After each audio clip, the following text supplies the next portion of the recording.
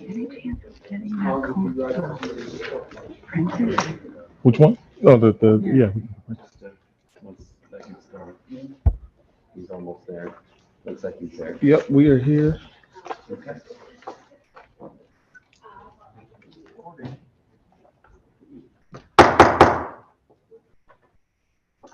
Good evening. Welcome to the finance meeting for this evening. I will begin by reading the notice. Meeting may be viewed on Board of Alders YouTube page. Meeting agenda, Finance Committee. Aldermanic Notice, New Haven. The Finance Committee will hold a public hearing on Monday, April 10, 2023 at 6:00 p.m. in the Aldermanic Chambers, 165 Church Street, New Haven, to hear the following. 1. LM 2023-0092. Order authorizing the mayor of the city of New Haven to enter into a one-year contract renewal with Worldwide Travel Staffing Incorporated for nursing services in the amount of $400,000 and to execute, acknowledge, implement, and deliver any and all documents as may be considered necessary or appropriate with respect thereto. Item 2, LM 2023-0116. Order of the Board of Alders of the City of New Haven authorizing the execution of Amendment Number 1 to Agreement A22-1616 for Shipman and Goodwin LLP, agreement with the Board of Education for the period of July 1st, 2022 to June 30th, 2023. Item 3, LM 2023-10142. Order of the Board of Alders of the City of New Haven authorizing the execution of Lexia Learning Agreement with the Board of Education for the period of January 24, 2023 to June 30, 2025. Item number 4, LM 2023-0179. Order of the New Haven Board of Alders authorizing the mayor, comptroller, or budget director to enter into a multi-year agreement with Leadership, Education, and Athletics in Partnership, Incorporated, LEAP, for the management, programming, and space management for the multi-generational facility in the Dixwell, Newhallville community in an amount not to exceed $350,000, $100,000 management fee, and up to $250,000 reimbursement for operating expenses as approved by the Q House Board. Item 5, a workshop to review portions of the annual city budgets proposed for the fiscal year commencing on July 1st, 2023. The following city departments will be heard: Health Department, Elderly Services, Community Services Administration, Youth and Recreation Services, Public Library, Registrar of Voters. These items are filed with the city clerk and may be inspected at room 202, 200 Orange Street, New Haven. Per order, the Honorable Adam Marchand, Chair, attest Michael Smart, City Clerk. If you need a disability-related accommodation, please call 3 days in advance at 946-7651 voice or 946-8582-TTY. The public may send comments to public.testimony@newhavenct.gov. Next, we'll have introductions of committee members, starting to my right. Richard Furlow, Ward 27. Good evening, Mr. Chair. Alder Saldicola, Ward 18. Alder Adam Marchand, Ward 25. Alder Yvette Hamilton, Ward 24. Alder Frank Douglas, Ward 2. Alder Campton Singh, Ward 5. Anna Festa, Ward 10. Thank you, colleagues, for being here. Thank you, city staff and members of the public for being here. Just want to speak in plain English for a moment. You heard me read a long agenda with lots of words and formal language, and you're like, what the heck is he talking about? We have 4 business items that we're going to do first. Then we will have a brief pause. And then we will do our departmental workshop. So if you have come for a departmental budget workshop, It's gonna be a while before we get there, because we have business to do first. This is our monthly meeting, and so we've got business items to do. And those 4 business items are about a contract with a nursing staffing agency, an amendment to a legal services agreement for the Board of Ed and shipment of Goodwin, an agreement between the Board of Ed and Lexia Learning, and an extension or further contract with Leap Top Rate Q House. So those 4 items will go first, then we'll pause, and then we'll do the departmental workshops. That is our order tonight. There is no public hearing on the budget tonight. The first 4 items are public hearing items. But in terms of the mayor's proposed budget, the third and final public hearing on the budget will be on April 20th. Just so that everybody here knows what's happening tonight. Well, without any further delay, let's move to item number 1. This is the $400,000 agreement proposed between the city and Worldwide Staffing. It's pertaining to nursing services. I see our Director of Public Health. I see our Acting Comptroller. I believe it is your moment to come forward. Good evening. Good evening. And once you are settled, we would ask you please to give your names and addresses for the record.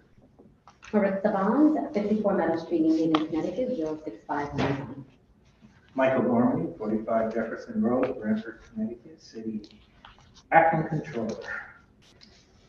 So, to begin, thank you, committee members, for hearing this item. As mentioned, this is a contract in the amount of $400,000 with Worldwide Staffing Services. This is a contract that we use that was done through a request for proposal or RFP process, where we advertised during COVID the need for nursing services for the city of New Haven. As we mentioned and have done prior, one of the goals for the city is to have a nurse in every school. And what these temporary services do is help us achieve that goal. During COVID, we really did see an employment drop in nurses. We have 45 budgeted positions for nurses, and right now we have 18 of those filled, which means the remaining nurses that you see within the schools are through these contracted services. So as this committee approved a month ago, or a month and a half ago, we did settle the nursing contract, which we're hoping will help us with recruitment and retention to fill a lot of these vacant positions that we have. So again, that contract was just recently done and just recently signed. So we do have the postings and everything up with all the new information on them, the new salary scales, things like that. But again, that process takes time. We're still competing with the private sector and other sectors with a limited pool of nurses. But again, the city is committed to a nurse in every school, as we've said for the last, I can't even remember how many years we've done it. But again, so this contract will certainly help us going into next fiscal year. Again, this was part of an RFP process that we did, I believe, a year ago. Yeah, this is a year. Yeah, so a year ago. And again, this is just beginning the process going into next fiscal year with an approval of this contract. And again, as we fill positions and look at recruitment and retention with the new contract, you know, we're certainly hoping that we'll need less of these contracted nurses as we fill the positions. But again, that process is just now starting with the new contract that was done. So, Maritza, do you have anything to add? No, we're working actively with the Human Resources Division to help us with recruitment and retention of our nurses.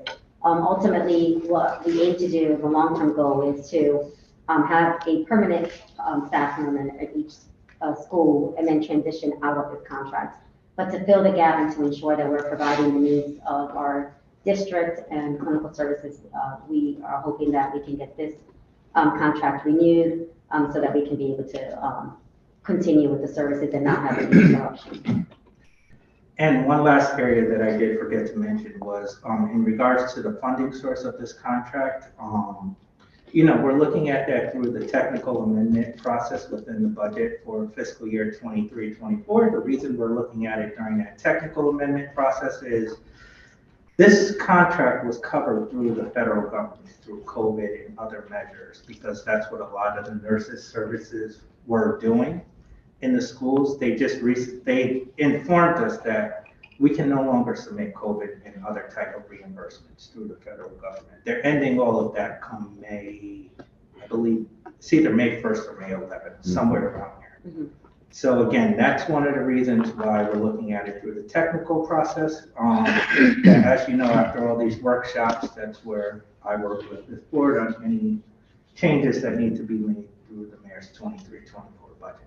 But again, that's why it wasn't originally included in the mayor's 23-24 budget, because a lot of it was covered through the federal government the previous years, and then we have expenditure reserve in this year that will cover a portion as well, but we're certainly looking at that going into this fiscal year as we conclude the budget process. Thank you, Mr. Chair. I believe we'll take questions now. Thank you very much. And before we move to questions for committee members, I'd like to recognize Alder Taisha Walker-Myers, who has joined us. And now we will move to questions from committee for this item, starting with Alder Douglas. Thank you, Mr. Chair. You said you had 18 filled of how many positions? It's around Nursing positions? 44. 44. Now, are these nurses, is there a nurse in every school? How does that play out? So there's a nurse in every school, and it's either sometimes they have to split depending if people call out. So the coverage changes week to week, but we work with the temp agency to make sure that there's coverage in every school. So they really spread out kind of thing. Thank you. Thank you, Mr. Chair. Thank you very much. Thank you, Alder Douglas. Questions from colleagues? I see Alder Hamilton, then Alder Festa. Thank you, Chair Marchand. How much does this $400,000 in nursing services over the year period? How do you divvy that up? So we look at so each week we do an assessment of where the coverage is. It's currently the $400,000 has been able to support the needs for the district and clinical services. We haven't had any issues with having to go over that budget. And Mr. Gordon, I hear you saying technical amendment to fund going forward. Can you talk a little bit more about what does that mean?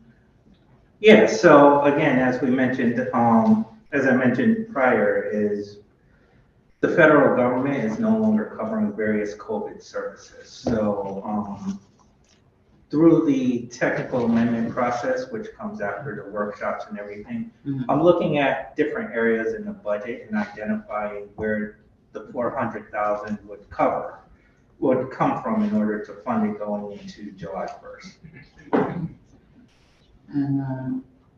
And if my math is correct, we have 27 vacant positions. 26 vacancies. 26 right now. And you said you're actively recruiting for this? Currently, so as you know, we recently just signed a nurses union contract, which is under negotiation. One, now that it's been fulfilled, we've been actively working with human resources and promoting through a different avenues and making sure that we really are getting the word out that we have these vacancies. And so we have a closing coming up, and hopefully we have a few applicants, so we're hoping to start filling them slowly, but the ultimate goal is to have permanent placement. Now that we have a secured contract that has increased the salary, making us a little bit more competitive. But again, we are still challenged with the private sector and the salary being appealing. So it is very narrowed for individuals that will be interested in like day hours and holiday schedules that the schools operate. So we're hopeful for sure. Thank you so much. Thank you, Chair. Thank you, Alder Hamilton. Next we have in the queue Alder Festa, but just a quick reminder that the policy in chambers is that everyone here needs to wear a mask. And we thank everybody in advance for their cooperation. Alder Festa. Thank you, Mr. Chair. Just a little clarification. What is the total number of nurses that we have budgeted? 44. Okay, so 44 is the total number. 18 of those 44 are filled? No, I think we were looking at the number, I looked at the numbers this morning, it was 26 vacancies as of this morning. So we have 26 vacancies.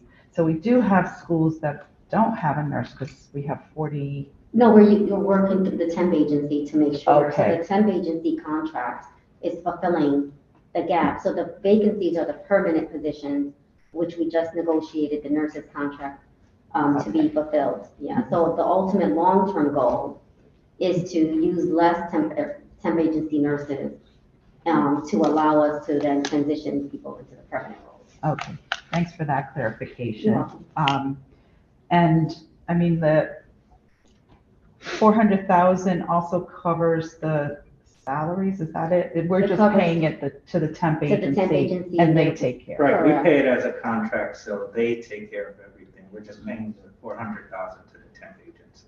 Okay, and how successful have we been with the temp agency, both in hiring as well as filling, those Very temp positions? successful. We've vetted them through the RFP process. This will go into our third year. So it's been very helpful for us. And as Michael noted earlier, we were getting reimbursement through the FEMA model because we initially were responding to the pandemic 100% of the time, then transitioned to reopening. Predominantly, they're serving as school nurses at this juncture. Okay. And I mean, the school nurse schedule is the school schedule, correct? So the vacations, like this week, New Haven students are off. Mhm. So are the school nurses, correct? Correct. Summers are off. Mhm. Okay. We use them as we need them. I don't know, that's a sweet deal for me, but okay. I just wanted to make sure Correct. that this is, not a 12-month commitment. No, And the now- commitment is as needed. Okay. And we also, set a criteria of eligibility. So making sure that they meet the qualifications, they get vetted, they go through orientation and training to be able to support the schools.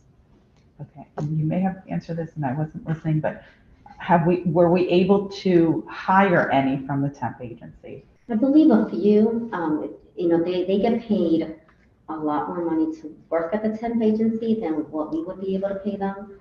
So I think one or two we've been able to sway to apply, but not successfully. Okay. Not yet. All right, well, good luck. I hope we get some success. Thank you, Mr. Chair. Thank you, Alder Festa. Further questions from colleagues? Alder Furlong. Thank you, Mr. Chair. Good evening. Thank you for your presentation. This $400,000 that's paid to an agency is just to provide the district with a rotation of nurses as needed. Correct. And a lot of them will do long-term assignments, and they invoice us per month based on the nurses that were allocated. So it's not like we're just appointing the entire 400,000 to them, and we get invoiced on how we use them. So there's not a certain number of nurses that this will pay for. It's as needed. As rotation needed, basis. correct. Thank you. Further questions from Thank you, Mr. colleagues? Alder Douglas. Thank you, Mr. Chair. Thank you for the presentation. Are these full-time positions? Yes, They're full-time? Okay. Certification for a nurse in the school. they all have to be RNs. RN? Thank you, Mr. Chair. Thank you. Thank you, Alder Douglas. Alder Hamilton. Thank you, Chair Marchand. You said invoicing, Director Bond. So, this is just playing a little devil's advocate. Say you were invoiced, over the year, $375,000 and the contract said, you have signed a $400,000 contract here. Are you reimbursed that difference if there is such a thing that happens? They wouldn't bill us, we will only pay $375,000. We wouldn't be paying $400,000. Okay. We only pay as we get invoiced. As long, it will not exceed $400,000. Yeah, no, I mean, that's correct. I mean, we No, would. I'm just Yeah. asking because, if the contract, I sign a contract that says, okay, at the end of the period, Okay, it's a that thing. $400,000, I'm expecting in money. But then there's the hours are only X amount lower, you know what I mean? Correct. It works both ways, right? I think if it's billed based on what the usage is, as Director Bond said, so that can be lower during the year, or if we find that it's gonna be higher during the year, obviously, we come back for the We will come amendment, back to you. but, it's really based on the actual usage. That's it. Mm-hmm. Thank you so much. Thank you, Chairman. Thank you, Alder Hamilton. Further questions from colleagues on this item? I'll just note that I see the letter specifies the dates. It's this fiscal year. The resolution does not, or the order does not. So that may be something that we want to put into the order. And then sometimes when you're dealing, like we don't have the contract in front of us, we just have the legislation that authorizes the expenditure. But oftentimes we use the words such as in an amount not to exceed. And that might be a useful thing to add to this resolution as well. Okay. Just to clarify the point that Alder Hamilton was making. I'm sure the contract is properly formatted and language is correct in terms of the obligations. But just reading the legislation in front of us, it makes it seem like it is $400,000 and not an amount up to or not to exceed $400,000. So there may be a couple of changes that we'll consider in deliberations, including the dates and including such language. Fair enough. Further questions from colleagues on this item? Seeing none, we would thank you. Thank you. I'll be back later. Yes, you will. And we'll be glad to see you. Is there a member of the public who would wish to testify on this item? Granting authorization for the city to enter into a contract for an amount up to $400,000 for nursing services with this temporary agency for next year. Anybody in the public wishing to testify on this item? And for a third time, would any member of the public wish to testify on this item? Seeing none, we're moving to item 2, which is amending the agreement between Board of Ed and Shipman and Goodwin. So we would ask Mr. Lamb, please, to come forward, and anyone else who is going to present on this item. And while he's coming forward, let me recognize our colleague, Alder Sarah Miller, who is here. Thank you for being here. As Mr. Lamb and Corporation Counsel King are here, let me just point out to colleagues that in our packets, we have information, including a revised cover letter, in addition to some tables that give further information about what the item is. We have additional copies of that material if somehow you're not able to locate it in your packet. We have copies. Mr. Lamb provided additional copies of it here. So if you need that, let the chair know and we shall provide. Yes, it's the same information. Okay, so why don't we hear your names and addresses for the record, please? Thank you very much. Thomas Lamb, 100 Woodside Court, Trumbull, Connecticut. Patricia King, 32 Vista Terrace in New Haven. The floor is yours. So thank you very much, Mr. Chairman. Thank you for inviting me back. So what you have before you is an amendment to my previous submission for our agreements with Shipman and Goodwin. So on behalf of Dr. Tracy and the Board of Education, we're seeking approval for to amend 2 outside legal services agreements with Shipman and Goodwin, who has been our legal services firm for approximately 5 years. They are a preeminent educational law firm within the state of Connecticut, providing specialized educational law service to most districts throughout the state. They were awarded this contract with the first awarded this contract with the Board of Education approximately 5 years ago, and have been providing services in an exemplary form since. They have negotiated several union contracts for us, including our teachers contract, which, as you all know, was quite challenging.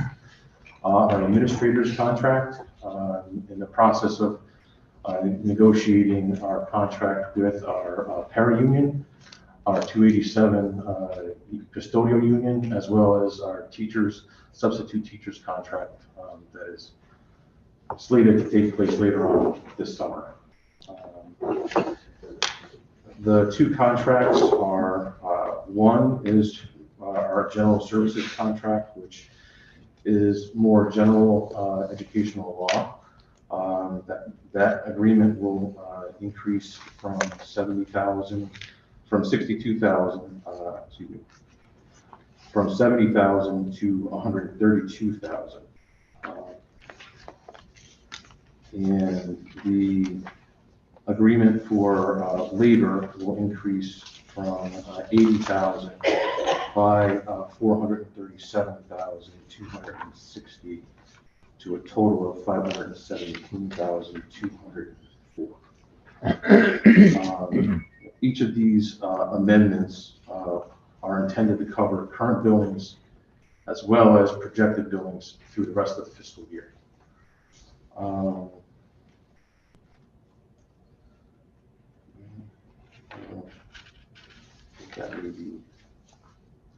That may be all I have. I would like the committee to know that Dr. Tracy is available in the building. She is currently presenting at the regular Board of Ed meeting, but when she is through with her presentation, I understand she will be here. So I think the timing of this was such that this item got called while she was presenting her matter at the Board of Ed meeting, but she is accessible, and I understand she will be in here when she's done on the meeting. So I thought that would be useful for the committee to know. Under normal circumstances, I would ask Aaliyah Alexiades, who's the attorney in my office assigned to the Board of Ed, to come with Mr. Lamb tonight, but he's on vacation, so I'm back. I think Tom's presentation basically covered the issues, although I think, as you can see from the billings, there's a number between the litigation matters and the contract negotiations. A substantial amount of these contract services were used by Shipman. We did also, I would note, change the names on the spreadsheet so that we do not refer to any specific litigation by name, as you are all well aware. We don't discuss litigation matters generally. So, I mean, I can go through those numbers if you want, but I think you probably already were able to do that yourselves. As Tom said, Shipman is, Tom Mooney, who's a education partner at Shipman, basically wrote the book on state education now. So they are they have a great deal of expertise in these matters, and so they're a very valuable service to the board. I'm happy to take any questions that I can answer. I don't normally get involved in the Board of Ed litigation matters, obviously, but I'm here to the extent I can answer questions about legal services. Just one thing to add, the general service legal services costs were mainly due to one case.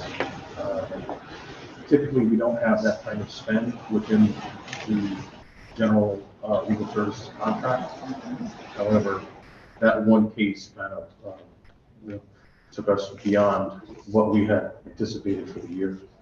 So that case has since been closed and withdrawn by the plaintiff.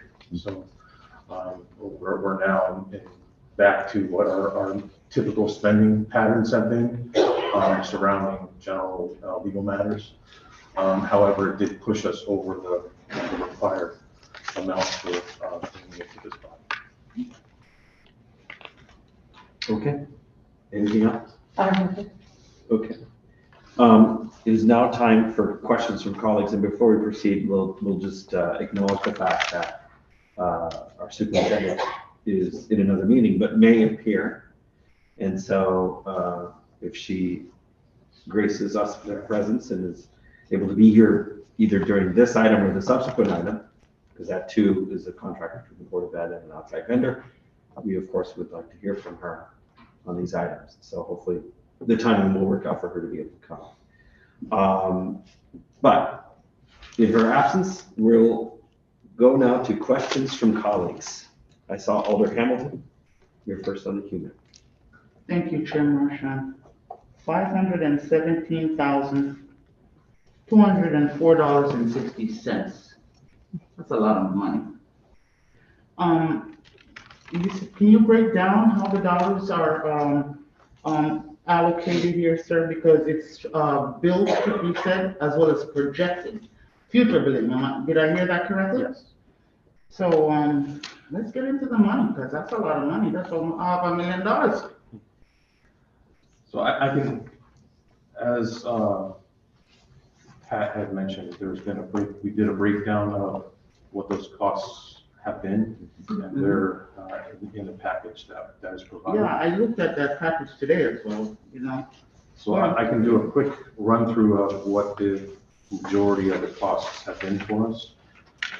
Keeping in mind that in all of these matters, the Board of Education is the defendant, not the plaintiff. Okay. So we are responding to complaints that are coming into the district, as well as going through the negotiations for the unions. The first matter is the 22-23 teacher negotiation. We had 41 hours of partner and associate time with 25 hours of paralegal time for a total of $54,726. The 2023 paraprofessional union negotiations had 2.4 hours of partner hours for a total of $804. The administrators union negotiations had 29.9 hours of partner and associate time with 13.8 hours of paralegal time for a total of $13,363. The general and labor contracts and negotiations category had 8.3 hours of associate hours for a total of $2,905.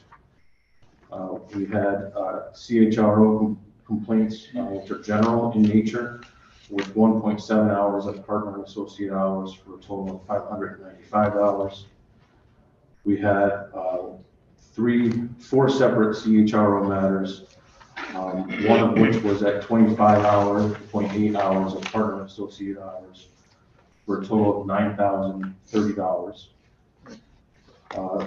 CHRO matter 2 had 24.2 hours of partner and associate time for 8,470 hours.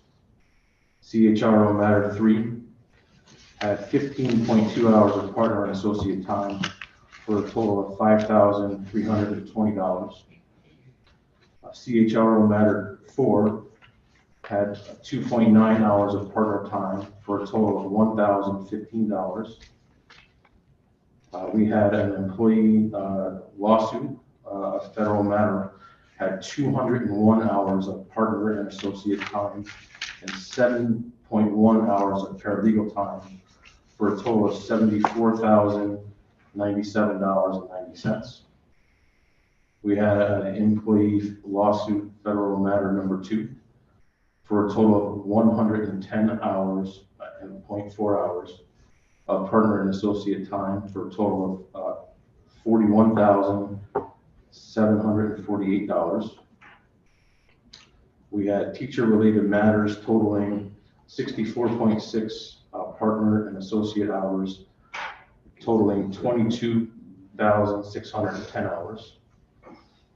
We had an employee termination resulting in 15 hours of partner and associate time for a total of 5,250 hours. We had an employee grievance resulting in 9.6 hours of partner and associate time for $3,360. We had paraprofessional matters for a total of 6.9 partner hours, totaling $2,415.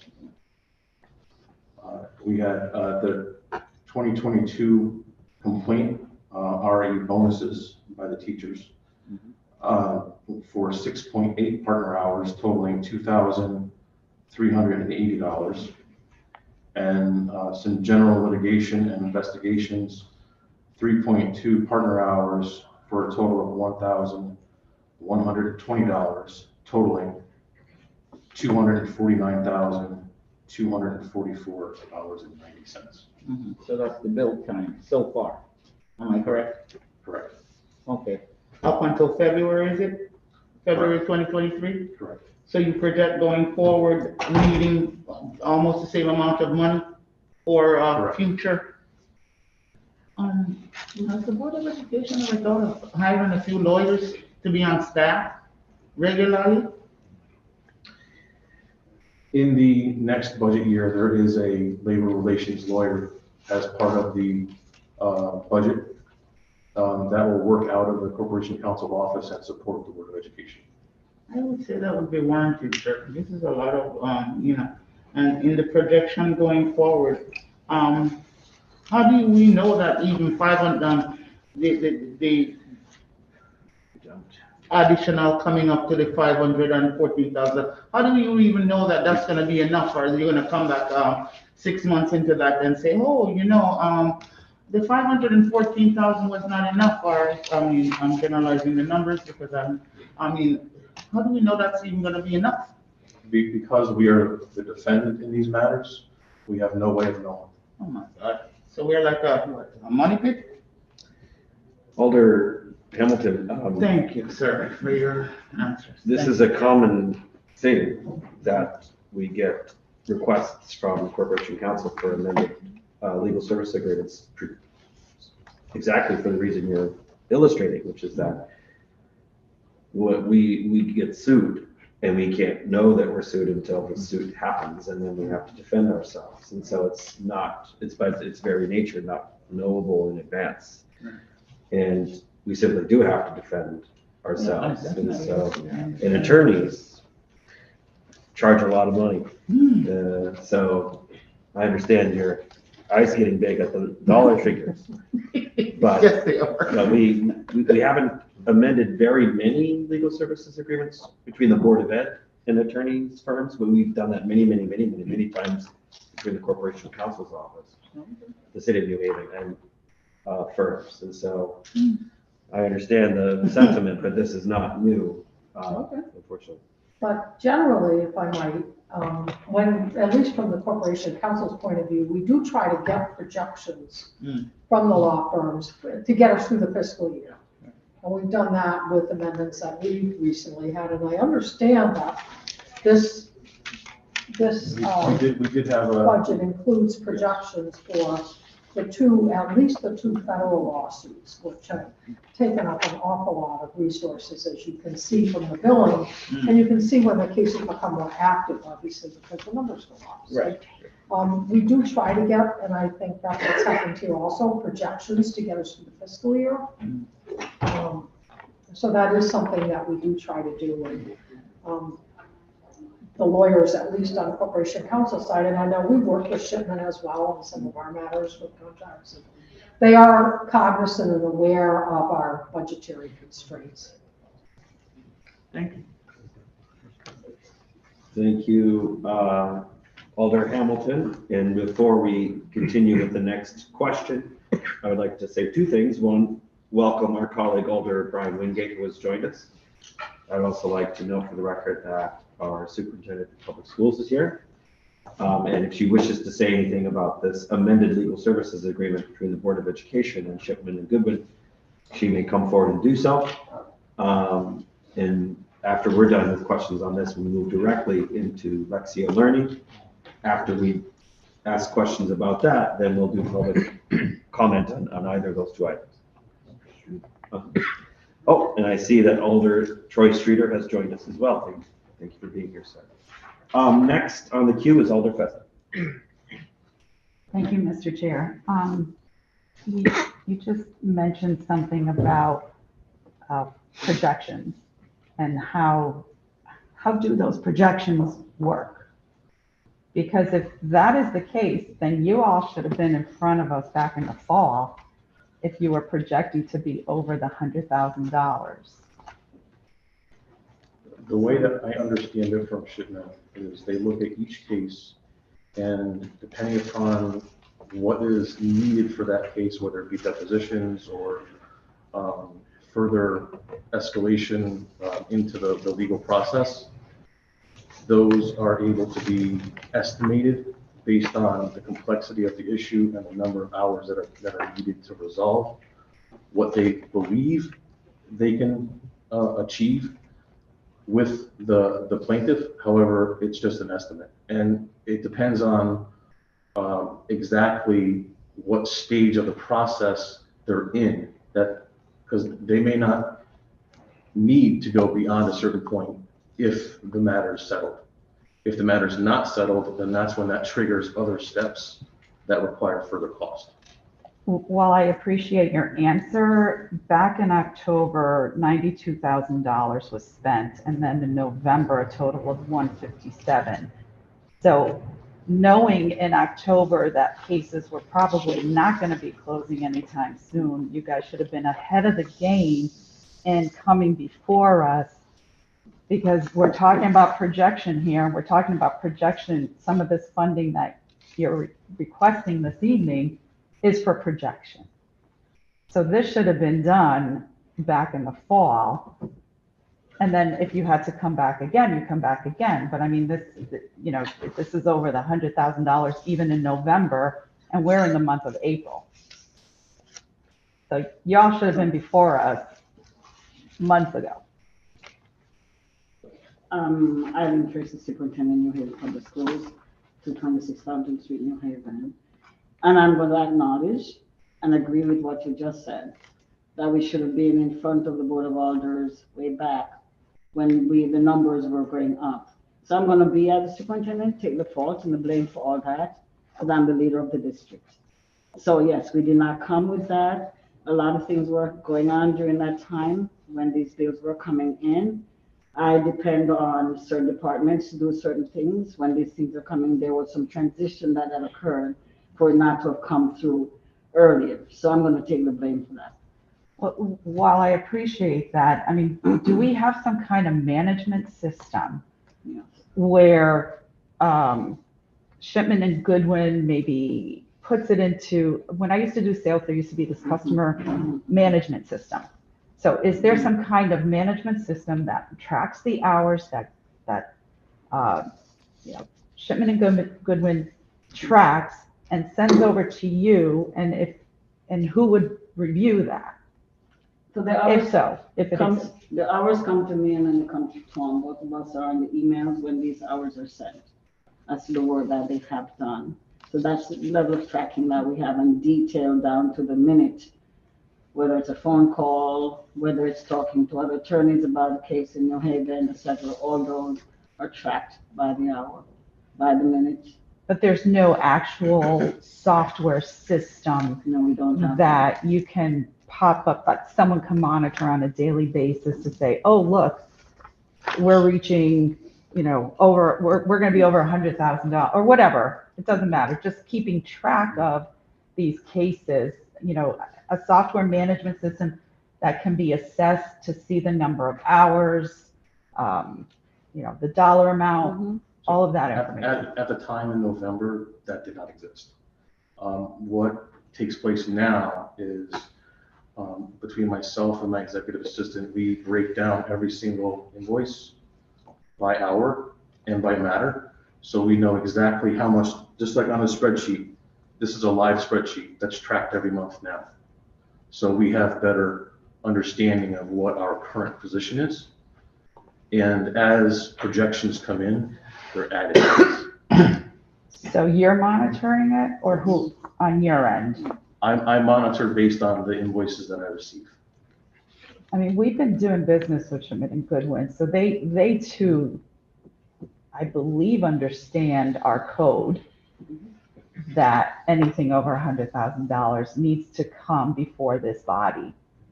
And it obviously didn't, but they too have a responsibility to update you all on the amounts. But there's someone on your end that should also be asking, and was this approved by the subcommittee of the Board of Ed? It was approved by the Yes. subcommittee and by the board for the, over the to 100,000? bring this, yes. And when was that done? In January when I got back from leave. Okay, so you went there before here, Yes. for the, over the 100,000. I mean, this amount is 7 times over the original contract. And we do transfers all the time in this body, but, you know, we have a process in place so we can keep things on track too and be responsible fiscally as well as just overall.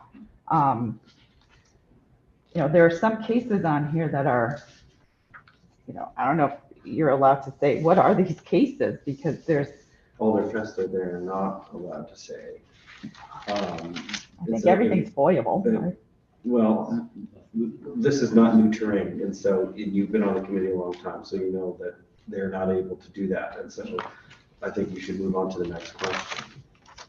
Well, again, it's, you know, they're expensive cases and maybe the public does need to know how we're spending this money, but,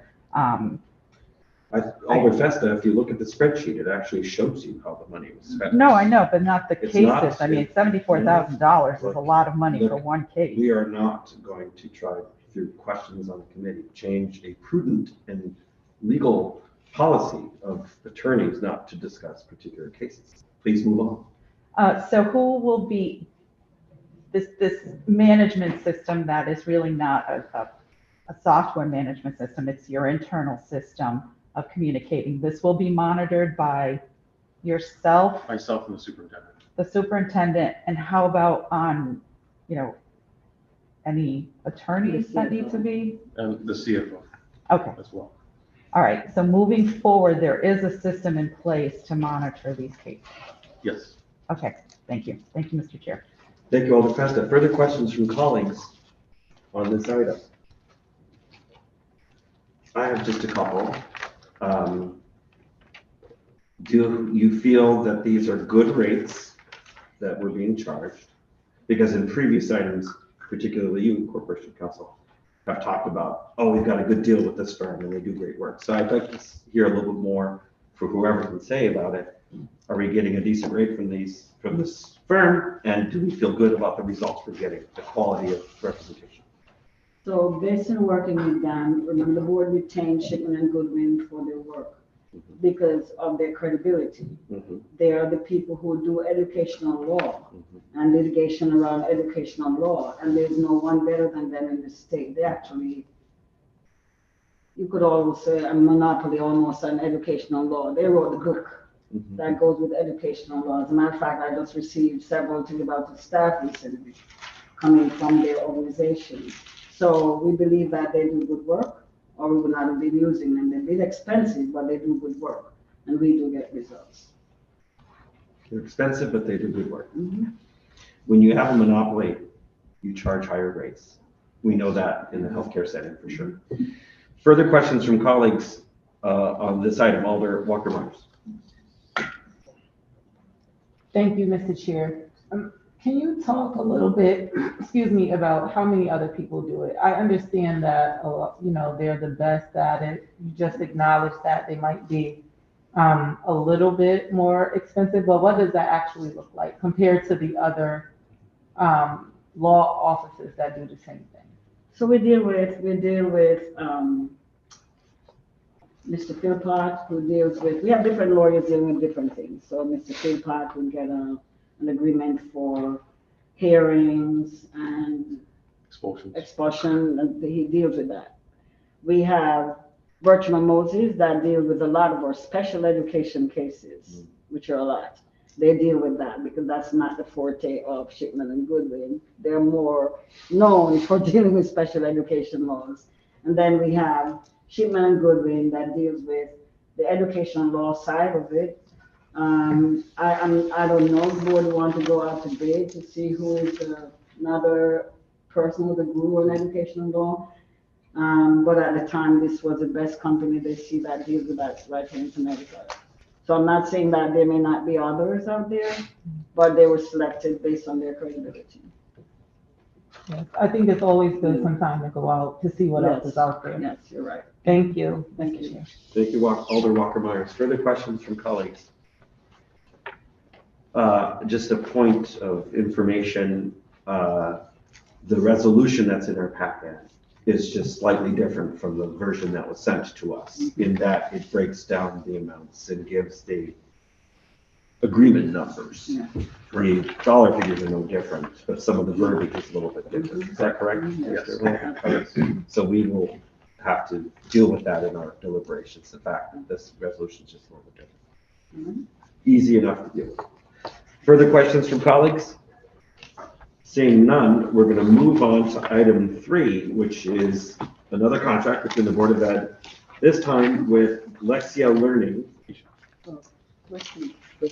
And we're either adding someone or swapping someone out? So we're swapping. Okay. Excuse I'm gonna me, step out.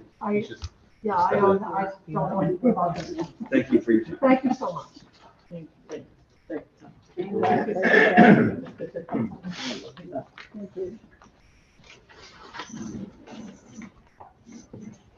Good evening. Good evening. Good evening. Address the record. Keisha Red, Finance 155, Hearn Lane, Hampton, Connecticut. Okay, the floor is yours. So this agreement is something that we're extremely excited about. And I would be remiss if I didn't say what came to our attention was our meeting with the Board of Alders Education Committee when we were presenting on literacy in New Haven Public Schools, our achievement and our education plan to increase reading outcomes for students. Alder Miller inquired about us researching around letters training, and we did just that. And so you see the company Lexia Learning, but it is letters. It's a suite of 8 comprehensive modules for our educators to engage in as professional development. We believe strongly that this professional development will be extremely helpful for our teachers and administrators to become better practitioners as they help our students become better readers. What's great about the letters training is that it's not tied to any particular program. And so we're not teaching our teachers or our administrators to have oversight of a particular program. We're helping them learn how to teach our students how to read.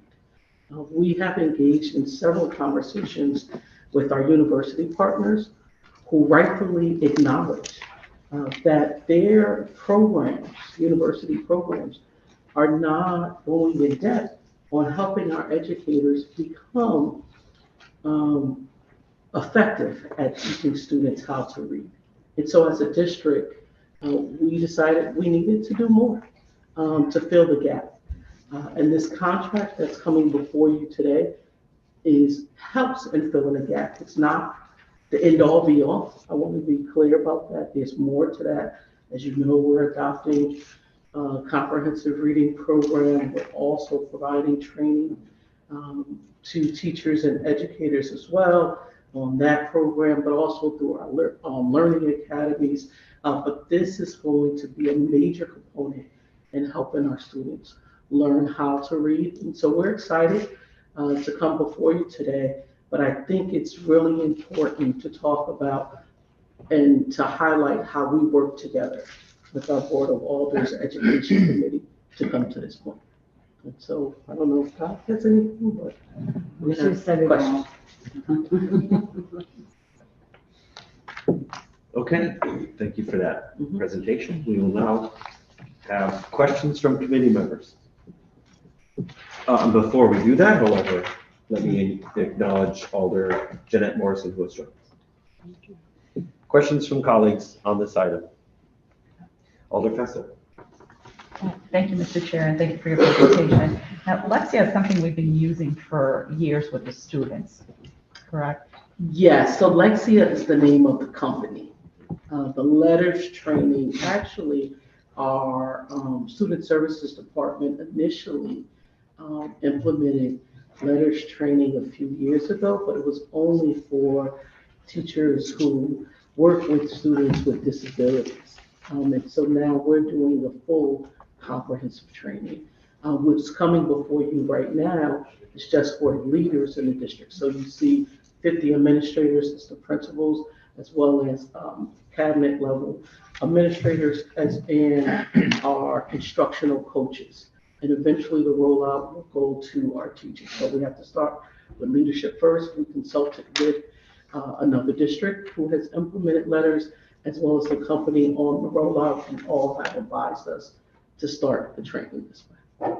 And is there any data showing the success rate of this with? So this is not a program, it's not a reading program, it's a professional development aspect of Lexi.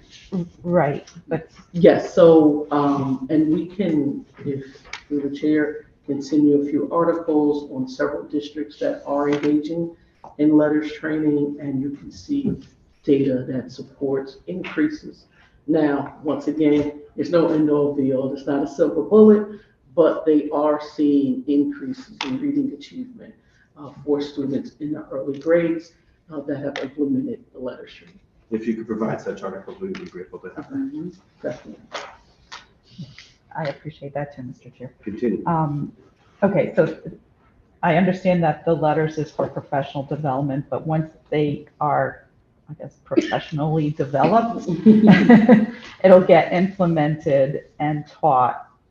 Is it a program that will be taught? So it's instructional strategies. Okay. So it's not a program, and that's the beauty in this. So we are adopting a comprehensive reading program, but this is just helping teachers learn how to teach students how to read.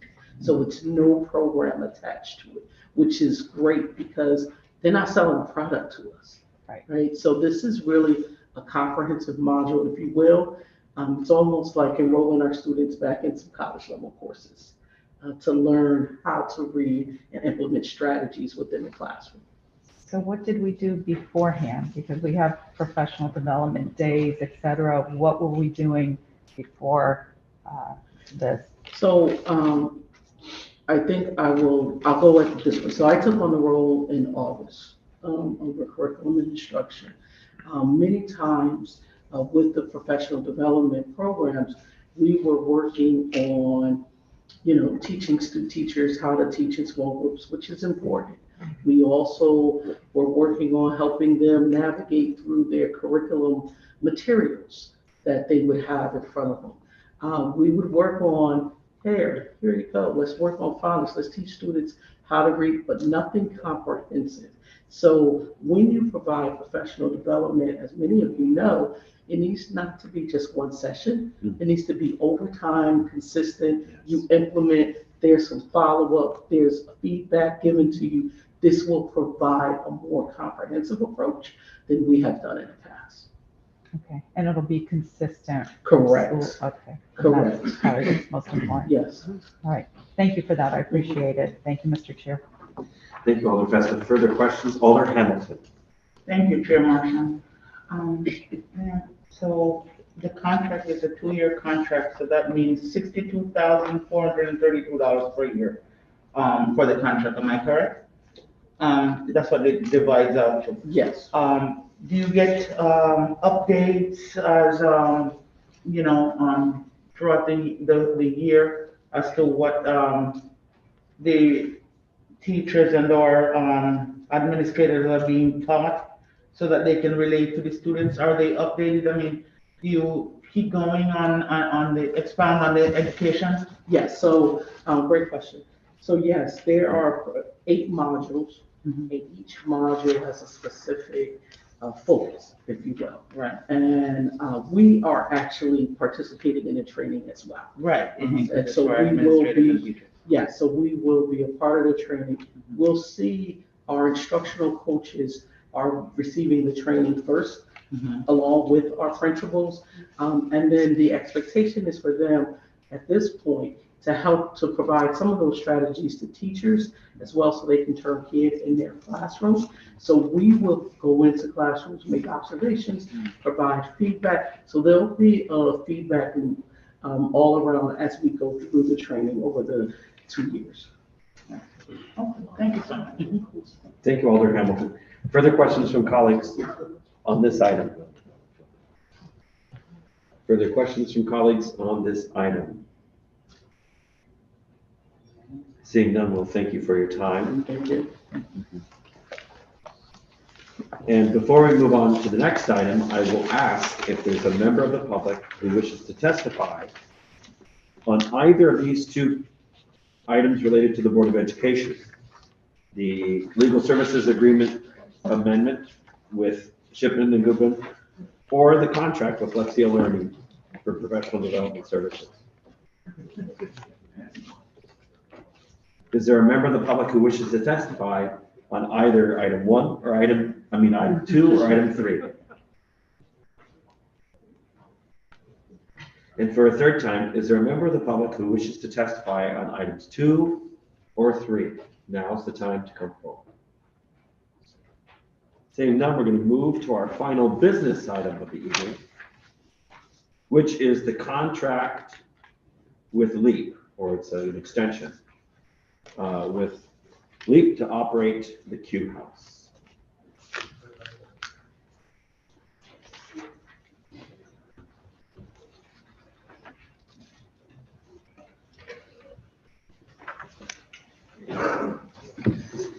Good evening. Good evening. Name and address for the record. Yes, sir. Board of Williams, Director of Youth and Recreation, Huntington County Administrative. We do, sir, although we do know you. Michael Gorman, 45 Jefferson Road, Brantford, Connecticut, City Acting Controller.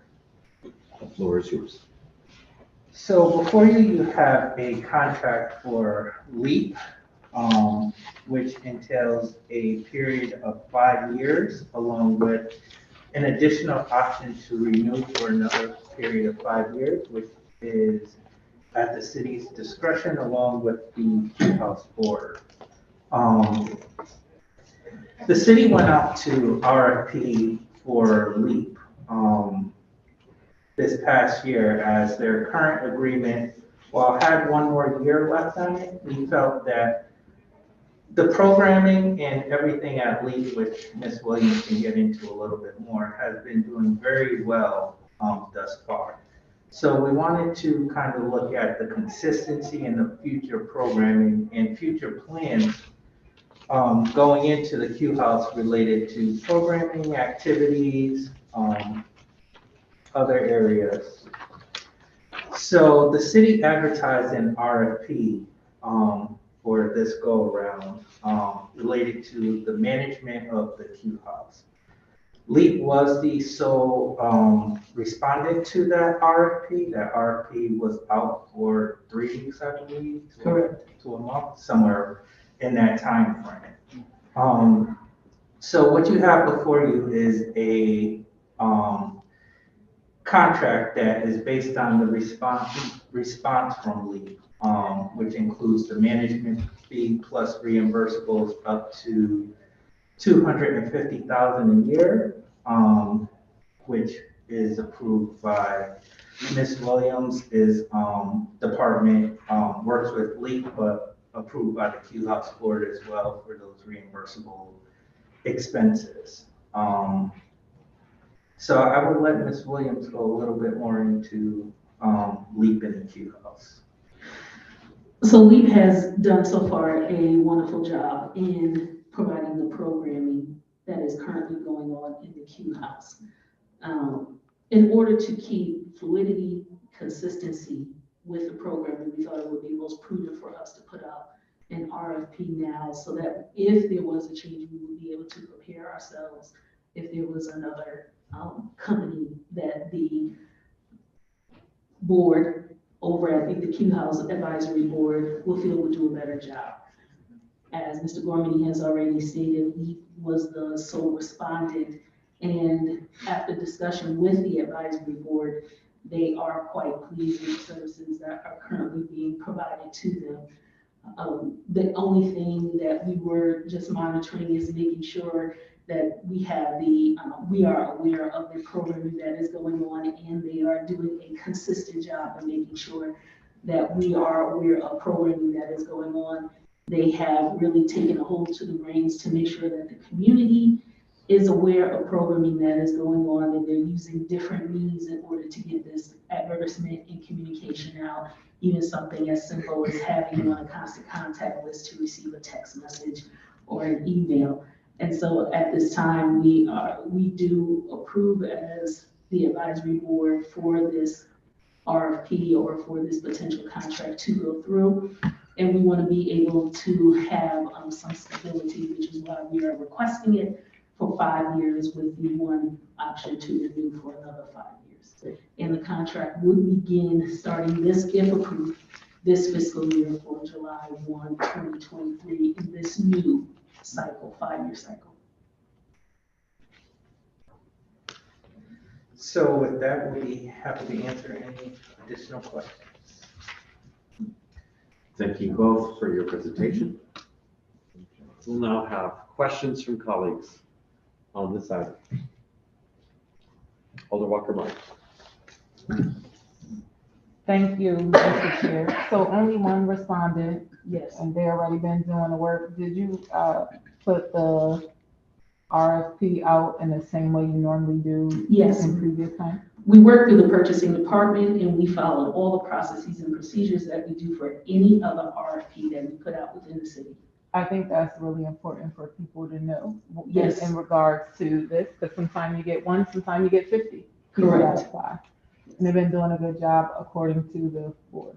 Correct, yes. Thank you. Thank you, Mr. Chair. Thank you, Alder Walker-Meyer. Further questions from colleagues on this item?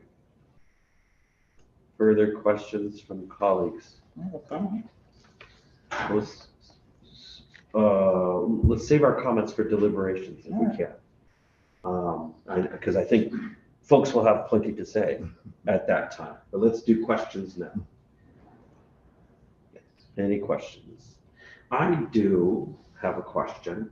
The language of the order talks about 5 consecutive one-year renewals at the discretion of the city in conjunction with the Q House Board. How would that work actually? Like you have discretion of the city, which I believe probably means the administration, in conjunction with. How will that work? So the Q House is a city entity, but we work very, very closely with the Q House board because it has its own board. So again, a lot of times, and I don't want to speak for Ms. Williams, but you know, a lot of times we do work in conjunction with the Q House board on a lot of approvals, the original management contract, the terms and conditions of the original management contracts, things like that. Because what we want to do is we want to have our goals aligned with the Q House board and what they want to see happen at the Q House. So when we say in conjunction with the Q House board, if the Q House board in the 8th year is not happy with LEAP, we don't want to circumvent the Q House board and say, let's just keep LEAP because it's a city entity, right? We want to work in conjunction with the Q House board to make sure all our goals are aligned, to make sure that the programming is happening, things like that. So that's why it says in conjunction with the Q House board, because that's how we've been operating to this moment. Why did you, so let me ask 2 more things. One, has the Q House board, then what was it really involved? To what extent, how was it involved in the RFP process? Because it's clearly it was. So how was it basically the committee that reviewed the RFP and made the decision with the help of the purchasing department, or was it advisory? So we went through the city process with the purchasing. When the RFP process closed and we received the applications, we did go to the board for their review and their feedback. As this will be going into a new contract, there was some verbiage that needed to be changed because now it is an established entity. And so instead of speaking in the future tense, we were speaking in the present tense. And then they also allowed us the feedback of some things they may want to have seen changed. I'll think of something arbitrarily hypothetical. If there needed to be a change in regards to a responsibility for, just say, security. The city does pay for it, but just say that there was an issue or concern. We're able to get their feedback and to kind of chew on that when we were coming up with the final contract. The members of the advisory board is kind of our first line of defense. I wish I could say that we had enough staff to be over there to watch and see every single thing that is going on, but we know that it's not realistic. So having the advisory board is having 10, 14 pairs of other eyes to make sure the mission and the premise of the Q House and what we said was going to happen at the Q House is actually happening. And so they give us that freedom in order to continue other programming because we know that they are guarding what is happening at the Q House. So we take their opinion and their feedback extremely seriously. And so when they received the RFP, they reviewed and approved. And so I am able to sit in front of you today and confidently say they are happy with the services that are being provided and wish to continue this. And if there was an issue problem, they are vocal. It would definitely tell us if there is a problem. I have no doubt in that. I'll get to you in just one moment, Alder Douglas. Oh, you're waving. Gotcha. The reason I'm asking this is because, like many of my colleagues, I look at the words very carefully. And so the words are at the discretion of the city. Mhm. Discretion is a powerful word. Yes. In conjunction with the Q House board. Well, what if you replace the prepositional phrase in conjunction with the phrase with the consent of, or with the approval of? Replacing one prepositional phrase with the other would actually formalize the role that the Q House board would have in agreeing with it or not. And it would take some of that discretion away from the city administration. I'm not sure we need that, but it would be more powerful written that way for the board than it is right now. Because in conjunction with doesn't imply any shared authority or decision, doesn't give as much agency as this other wording does. So what do you think of such wording, and would you be amenable to us making that change, or do you feel like that would be inappropriate? I personally do not feel it's inappropriate. I'm open to feedback because we want to make sure that the contract that we have in place is one that is amicable to both the city union as well as working with the advisory board. And so we can go back and work with corporation counsel to bring your concern before the contract is formulated. And we can even respond to the finance committee if you give us the opportunity of maybe new verbiage after speaking with corporation counsel that will be to your satisfaction. We don't have the answer at this moment, but if you allow us the opportunity to fix it so that everyone is satisfied, we can do that. And maybe the colleagues don't agree with that, so we'll talk more about that in deliberations, but it's just something I wanted to point out. I hadn't seen that kind of verbiage before, something that's legally binding like a piece of legislation. Well, that is the positive side of having just different eyes view something. After you read something 50 million times for 50 days, it kind of becomes a blur. Absolutely. Like Charlie Brown, blah, blah, blah. No doubt. So thank you for your additional eyes on the verbiage. Last question, which is why year-by-year renewals for 5 years as opposed to for 2 years or for 3 years? Because that means that you won't do another RFP there's like a decade where you're not doing an RFP. Not possibly. And maybe some folks might think that's too long. But what's your thoughts on that? I think we were looking, as Ms. Williams said, looking for that consistency in the programming and the overall management of the Q House. The reason that we have year by year in there is because we don't know what's going to happen in the future. We don't want to lock ourselves in. I think we're very happy and would likely to continue for that decade in what they're doing. But, you know, if something happens to leak, we need to be able to do something, right? Or if there's something in year number 8 where the Q House board and the city need to exit out the contract for some reason. I think the intent here is to have it for a 10-year period, but you also need to have that exit clause if you need to have it as well. So, so I think that's why we have it at year by year discussions and the options and related to this agreement. Okay. Thank you for that response. Any further questions from colleagues? on this, Alder Thank you, Mr. Chair. Just a point of clarification, the 350,000 is per year. Correct. Correct. It's not the term of the 5 years. Correct. Okay. And that you understand the breakdown of that. All the rest of it is 100,000 for management and then 250 for programming. Yes, yes. I just wanted to make sure that I was reading this properly and that it's a yearly $350,000, not over the 5-year contract. Correct. All right, thank you. Thank The you, Q Mr. House would be a booth if it were for that amount. And that's why I asked, because I'm like, 350,000 over 5 years seems a little, you know. Thank you, Alder Festa, for that clarifying question. Alder Morris. Thank you, Mr. Chair, and thank you, Youth Services, Mr. Gormley, for coming and representing this contract proposal. My only question is in regards to the timing, right? So we're looking for a 5-year contract, but we still have a remaining year with the current contract. And my question is, will that remaining year be able to finish with this contract and then the new contract be able to start? Or does it have to replace this current year and start from fiscal year 24? So essentially, after that question was posed and looking at it, this would replace that last year, and then it would be for that 10-year period.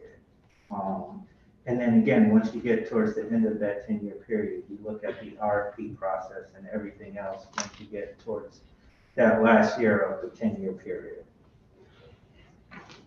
Okay, all right. That was my only question, because the way that I looked at it, if we had 50 other people reply to the RFP and we chose, Team A, does that mean because we did it now that the current contract will have to go away because we're choosing another group? But because we are looking at the same operator, it allows us with that. And I think, right, so that last statement that you made is exactly the reason why it's an easier transition. Normally what we see when we do these RFP processes, when you're going from one vendor to another, there's usually a transition period, right? So there's usually an overlap in different contracts. I think because LEAP was the only respondent and the Q House Board, along with the city, found what they're doing now satisfactory, you really don't need that other year of what would normally be considered transition if you were going to another vendor, if that makes sense. Thank you, and I will say that the Q House Board unanimously approved for LEAP to continue with this contract as the services that they have been rendering to the city, to Dixwell, to the city, has been awesome. Thank you, Alder Morrison. Thank you. Further questions from colleagues? Seeing none, we thank you for your presentation. I know both of you will be back shortly. Yes, we will. Yep. Let me ask, is there a member of the public who wishes to testify on this item? Is there a member of the public who wishes to testify on this item? Please come forward if you do. And for a third time, is there a member of the public here who wishes to testify on this item? Seeing none, Alder DeCole.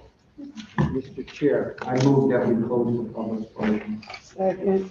The motion was made to close the public portion of this meeting. Is it seconded? Any discussion on the motion?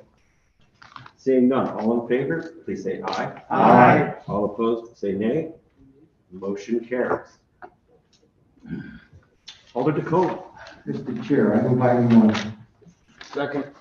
Item 1 has been moved and seconded. Any discussion? Worldwide travel. I have a comment I would like to make from the get-go and ask colleagues for their input. You heard in the discussion some brief conversation about a possible amendment. So if you look at the resolution, what I would recommend, if someone is willing to move it, is that in the effective clause, it says, now therefore be it ordered by the Board of Alders of the City of New Haven, that the mayor, on behalf of the city, is authorized to enter into a one-year contract renewal in the amount not to exceed $400,000 with Worldwide Travel Staffing Incorporated for the period from July 1st, 2023 to June 30th, 2024, and to execute any revisions, amendments, or modifications to said contract. Second. You'll have a motion for that amendment. So moved. Second. The motion to amend has been moved and seconded. Any discussion on that amendment? I think it's warranted. And Alder Hamilton? definitely should be done. Okay. Alder Furlong. Thank you, Mr. Chair. This is the normal format in which we vote on our contracts. And so I support this amendment. Thank you. Thank you, Alder Furlong, for making it and supporting it. Any further discussion? Seeing none, all in favor of this amendment, please say aye. Aye. All opposed, say nay. The motion carries. Discussion on the item as amended. Who would like to say a word about this? Alder Walker Myers. Thank you, Mr. Chair. I think it's really important that we continue with an entity that has been providing us good services around the nurses, and we continue with them in the hopes that we will have our own staff maybe one day come from them. It's perfect training. You have an opportunity to see how they actually work and how they adjust to our school system. So I think that's great. Thank you, Mr. Chair. Thank you, Alder Walker Myers. Alder Hamilton. Thank you, Chair.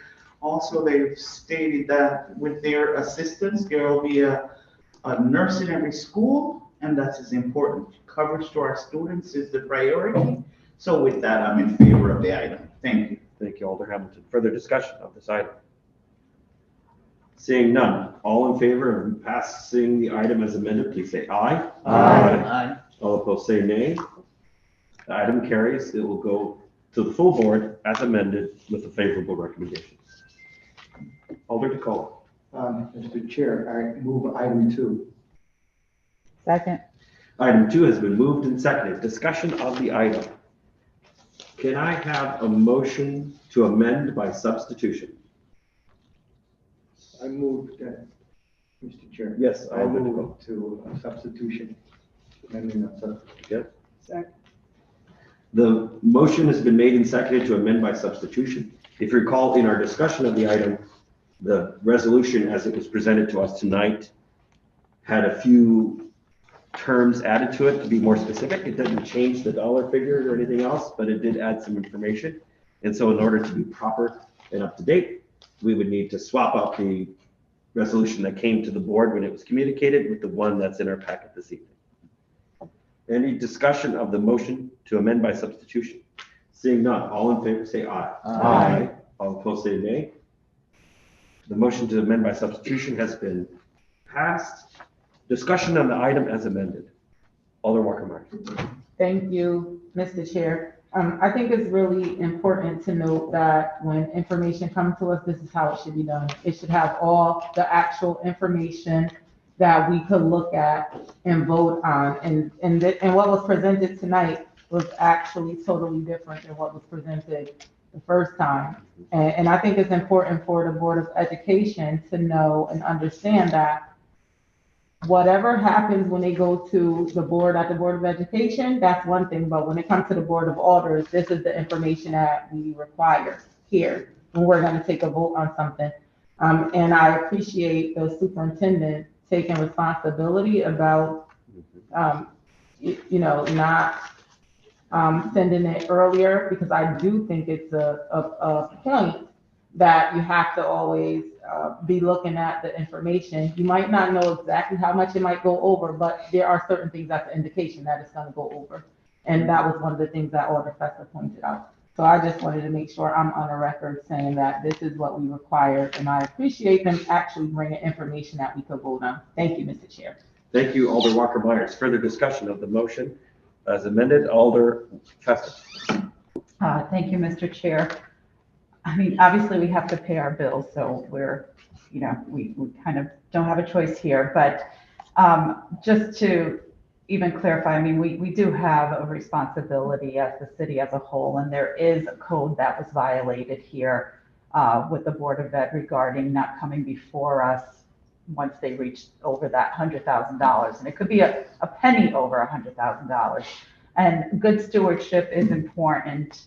And to me, that wasn't a good example of good stewardship, but as long as we're moving forward in the right direction with not necessarily a software system that will track, but at least emails or, you know, whatever they discussed this evening to track the hours, et cetera. It's important because it'll keep us on target, keep them on target, and allow us to have a better idea of what funds need to be set aside. So while I appreciate also Dr. Tracy taking responsibility, but it's responsibility that others need to take as well, including Shipman and Goodwin to advise our board where they're heading with their hours and hourly rates. So thank you, Mr. Chair. Thank you, Alder Festa. Further discussion of the item as amended? Alder DeCola. Thank you, Mr. Chair. I just want to commend Mr. Lamb, who I attend a lot of school board meetings. He is finally understanding how to navigate education to the board.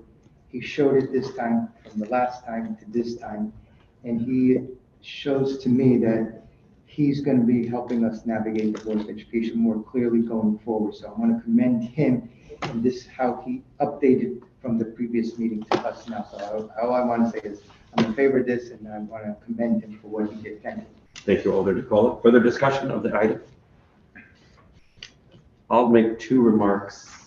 First is to agree with colleagues about the importance of the Board of Education to provide more timely requests to amend legal services agreements or take other actions that require Board of Alders support. The other thing I would say is I don't know that there is a code violation that would have to be proven. I'm not aware that our ordinance gives a particular time frame. They did seek approval within the same fiscal year. But setting aside that point, which again would have to be substantiated and referenced with the chapter and verse in the actual ordinance, I'm not sure that it is. But the broader point holds, which is that it's better and more respectful and more productive for the Board of Ed to be timely in its requests for authorization. And I have hopes that we're trending in a better direction in that regard. Further discussion from colleagues? Seeing none, all in favor of the motion, please say aye. Aye. All opposed say nay.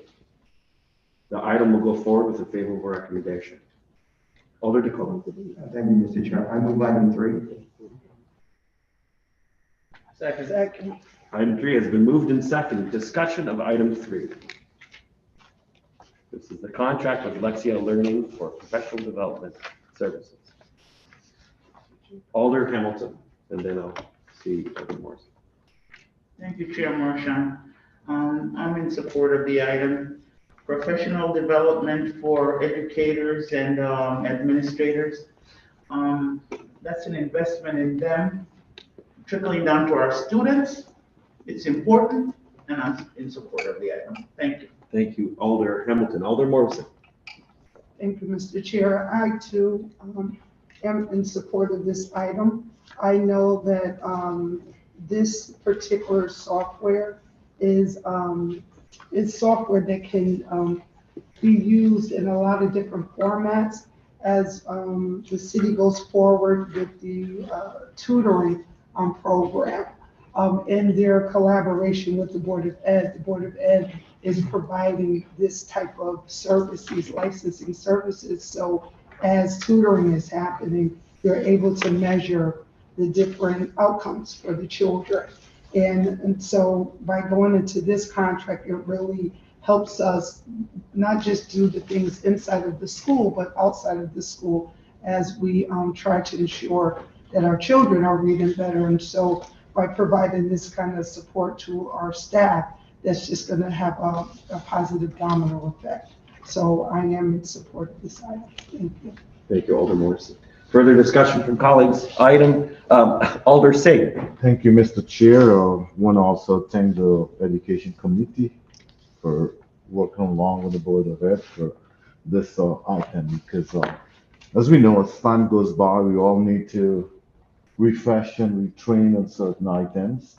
And this training is bringing the staff up to par for teaching in the classroom. So I fully support this, and this should be done some time ago. Thank you. Thank you, Alder Singh. Further discussion of this item? Seeing none, all in favor, please say aye. Aye. All opposed, say nay. The item passes. It will go forward with a favorable recommendation. Alder DeColo. Thank you, Mr. Chair. I move item 4. Second. Item 4 is moved and seconded. Discussion of the item. I know folks have comments, so now's the time. Alder Morris. Thank you, Mr. Chair. I am in agreement with this item, with this 5-year contract with one renewal. The original contract between the city and LEAP was for 3 years, and that contract was put in place to basically help the doors of the Q House become open and to establish the baseline needs, phones, things of that sort in the building, and to ensure that programming is happening as we all are trying to come together. And I'm happy to be able to say that in talking to the operator, over 800 people a week go in and out of the doors of the Q House to receive services. And those services are rendered to folks from ages 6 to 106, 6 days a week. And so LEAP has really shown and proved that they are able to manage our building, bring our partners together, which includes the Stetson Library, Cornell Scott, the Dixwell Newhallville Senior Center, and Q House proper, and making sure that larger programming happens for our city. And so, as I said, the board, the Q House Advisory Board unanimously approved to make this recommendation to the mayor, which I also asked this committee to support this item because we do need the stability for that entity. So thank you. Thank you, Alder Morrison. Alder Hamilton. Thank you, Chair Marshall. I'm also in support of the item. I like the fact that they're timely with this agreement because it would start January 1, 2023. If approved, also the consistency of programming for the Q House, it's important. You know, we brought it back and stability is important. LEAP has shown their leadership in the programming aspect, and I'd like to see that continue, so I'm in support of the item. Thank you. Thank you, Alder Hamilton. Further discussion of this item. Alder Furlow?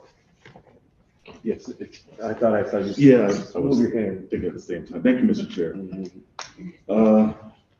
So of course I am in support of this very important programming at the Q House, something that that we need, especially for our young people. This is a multi-year contract. Yes. And the language is a little confusing. So I do agree with my colleague from Ward 10 in that it reads, the way it reads, it seems that it's just 1 year. I think I'm just looking at the order. The order does not state how many years this is. And perhaps we should give consideration to adding in the years in part of this language. Just a thought, colleagues are in agreement with that. Alder Furlow, you are making a good point. Yeah, it's in the resolution, it's in the order, but That was just my comment. yeah, but it's not in the. Is it in the title? No, because the title is just the title, whereas it's in I the order. Yep, I understand that, but we usually put that in the title. So it should list the amount of years, as we do with all other contracts. It always lists the amount of time that the contract is good for. Well, this has the 5-year consecutive, if they want to do it. That is not usually put into the title. Well, Thank you, how are we doing this? Because we have a lot of people talk. What's going on? Thank you, Mr. Hayden, for your assistance. So, you are raising a point about clarity. I'm not making an amendment. I'm just making a comment. Right. And so if anyone feels that there should be an amendment with that, we could move forward with that. Certainly, but it's just a comment. It's a comment. And I'd already stated that I'm in support of this item. Yes, you have, and the chair duly knows that. And so possible changes that could add further clarity, for example, would be in the title, replacing the word multi-year with 5-year. That's one place you could do it. The other place that, in my view, is probably more important is in the effective clause, right? The most important part of an ordinance is always the part that comes after it. Now, therefore, be it ordered, or resolved, or ordained, right? Those are the effective clauses. And so section 1 of the effective clause says the mayor, budget director, or controller is authorized to enter into an agreement with Leadership Education and Athletics in partnership for a period of July 1, 2023 through June 30th, 2028. So it talks about the overall duration, but it doesn't say, for example, you could add the words into a 5-year agreement. That's the term of the agreement. Then the next effective clause talks about 5 consecutive 1-year renewals. So in the theme of clarity, we could add in section 1 of the effective clause the words 5-year before the word agreement, right? So that would be adding clarification. We could also do that in the title, and so that's really a question of colleagues think that additional clarification would be helpful. Let me just add one more thing, Mr. Please. Chair. We don't read the order when we're voting on it from the floor. It's correct. We read the title. Our meetings would be much longer if we did read the whole order. And so I just feel that every time we are reading a title, it needs to be as clear as possible. So that everyone knows exactly what we're voting on. Multi-year is not 5-year. And so, but it's just a comment. I'm sure we can, if we're not up to making any amendment with this, then I'm sure my colleague from the 22nd ward will be sure to make any clarifying comments when it comes to be voted on the floor. I'm expecting to hear plenty from her on that day when we vote on it. And that's what I wanted to say, Mr. Chair. I return it back to you. Thank you, Alder Furlow, and we'll note once again that you spoke in favor of the item, but made comments in reference to further clarification. Yes. And before I call on Alder Morrison, I just want to see if colleagues have any opinions about the point that Alder Furlow has made about the advisability or the preferability of adding clarifying language either to the title or, as I suggested, to the section 1 of the effective clause. I'm in favor of. Alder Hamilton? Thank you, Chair Marshall. I agree with Alder Furlow, that more clarity is needed there. Either it's saying 5-year or somewhere there in the effective clause, there should be something that specifies a 5-year contract. Thank you, Alder Hamilton. Further discussion of that particular point, Alder Festa? Yes, Mr. Chair, just where there is the therefore, section 2 does say 5 consecutive 1-year renewals. So is the multi-year because it's 5 years and then 5 years on a yearly term thereafter? Right, so you might be making the point that if you wanted to be super duper clear in the title, you would say a 5-year agreement with the possibility of 5 consecutive 1-year renewals. That's a lot to put in the title. The titles of these things are already quite long, but that's you're correct in pointing out that the term of the agreement could be as many as 10 years. Which is why I'm thinking the multi-year agreement was maybe put there because it is 5 years, but then the option to renew for Correct. 5 years each year. Great. Yeah. Any further discussion on the points that Alder Frillo raised around clarification, Alder Morrison? Oh, yes, I would like to take what Alder Furlow said as a friendly amendment, because I think it needs to be clear for everyone, 8 years from now, we all might not be here. So whoever sitting in these seats, they need to know, or 5 years from now, we might not be sitting here. So whoever is sitting in these seats needs to be really clear on that contracted agreement. And so if we could add that language in parentheses or something that really speaks to the 5 years plus a 5-year renewal, I think that would help everyone across the board.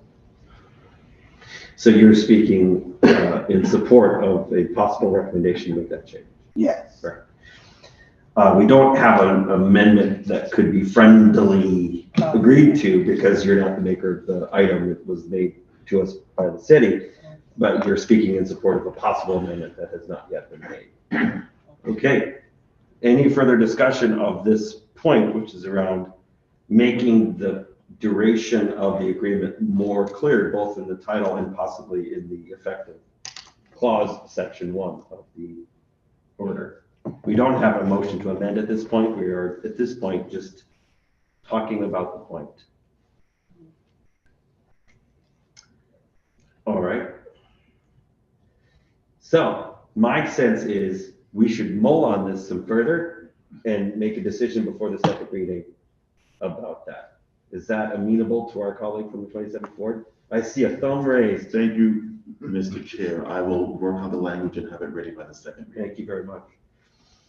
I would also like to say that the comments I made about in conjunction with the Q House Board, I think that our Director of Youth Services made a good point that any kind of change in that verbiage that talks about authority really ought to be talked over with Corporation Council before we do it.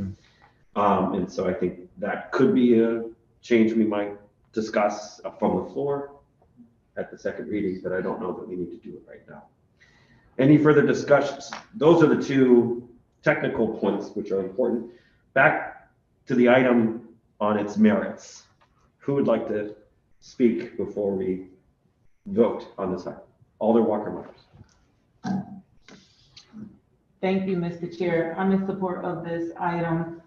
It's really good to see LEAP step up and actually it's working, right? In the beginning, I know that some people were a little bit leery about LEAP being the person to manage the Q House, but over the course of those years that they managed, I saw myself how they actually really get the word out into the community for more people to actually come and attend the Q House.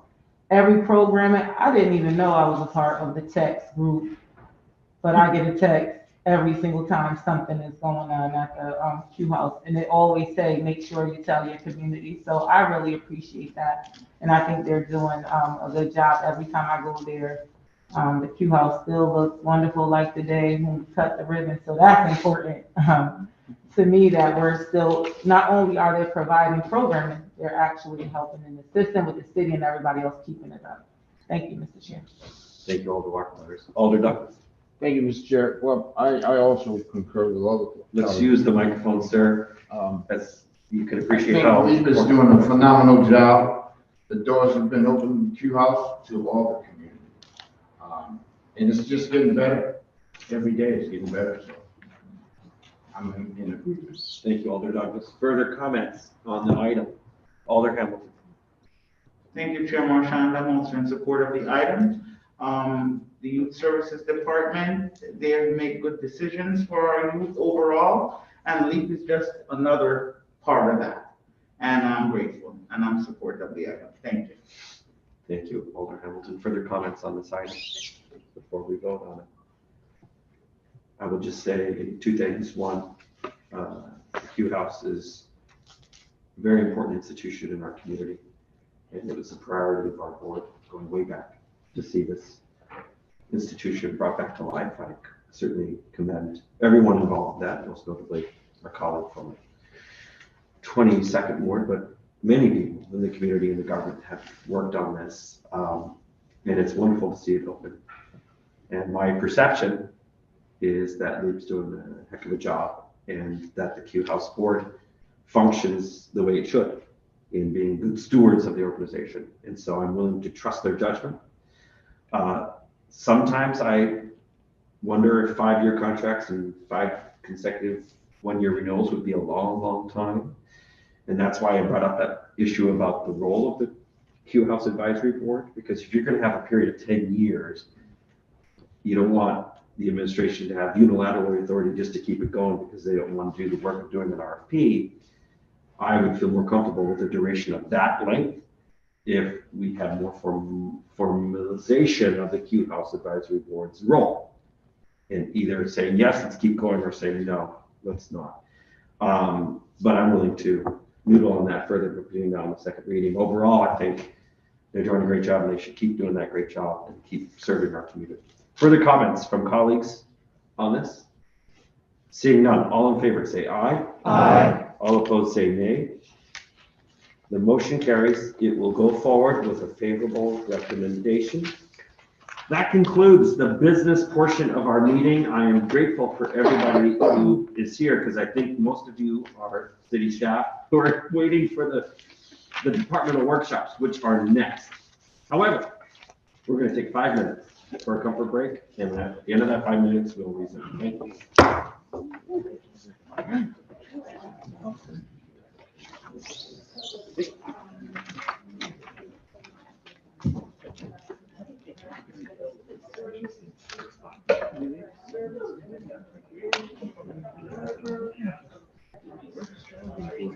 you. No jump.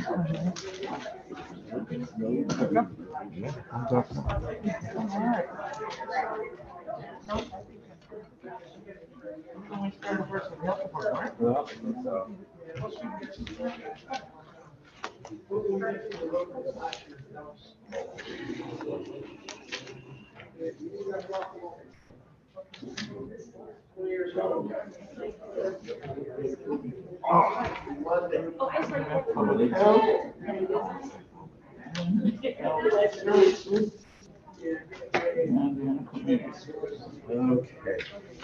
All right.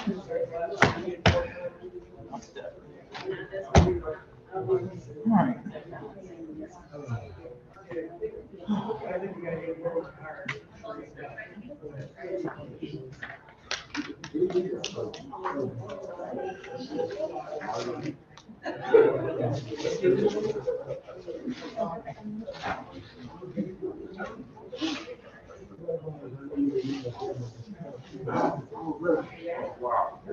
Hello there. How are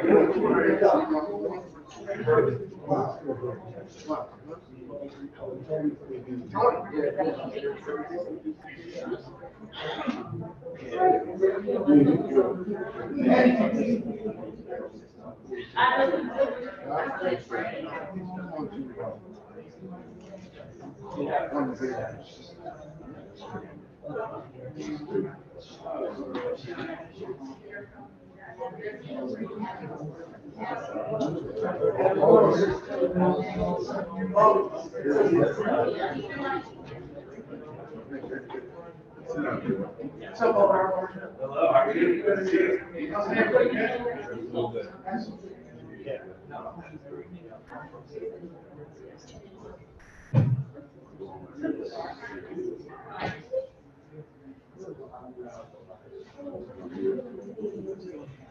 Look at her.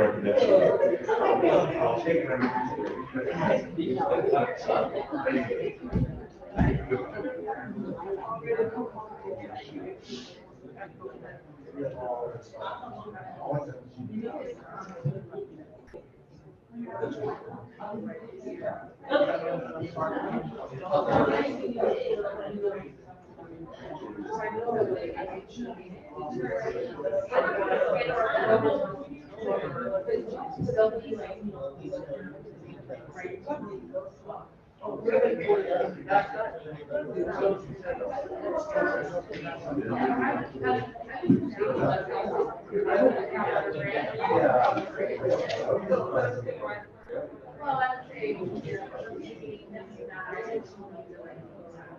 love you.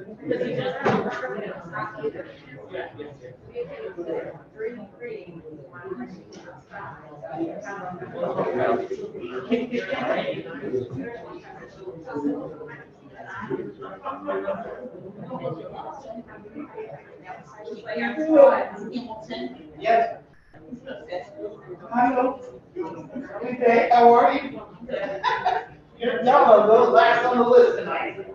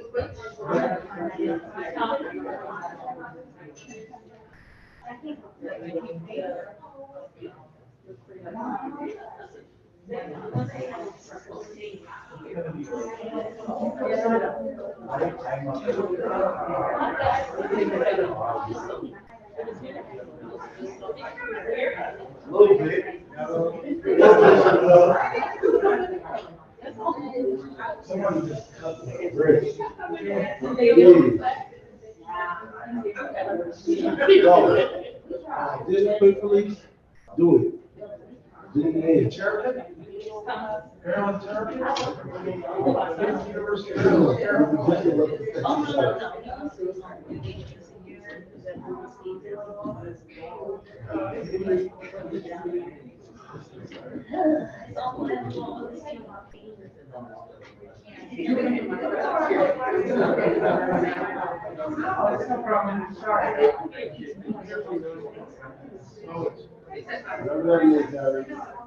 Take it forward, please. All right.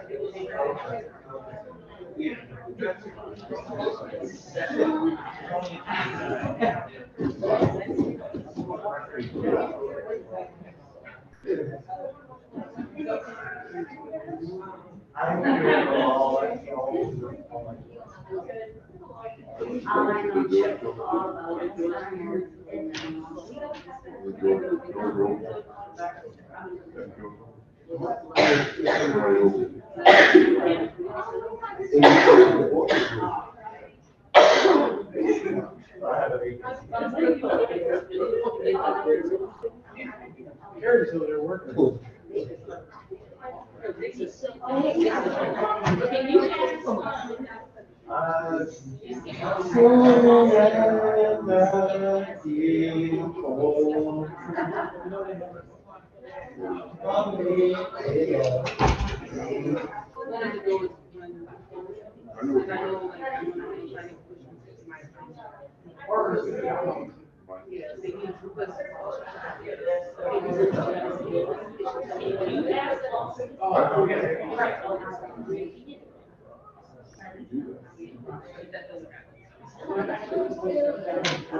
Where? I would have said it was.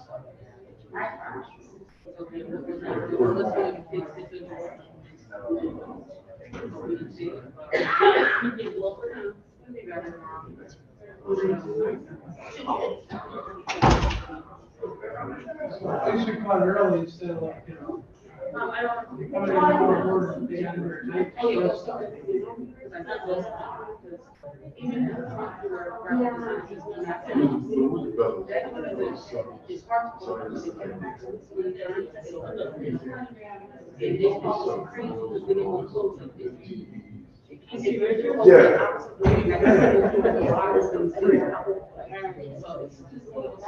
Both of you are yours at the same time.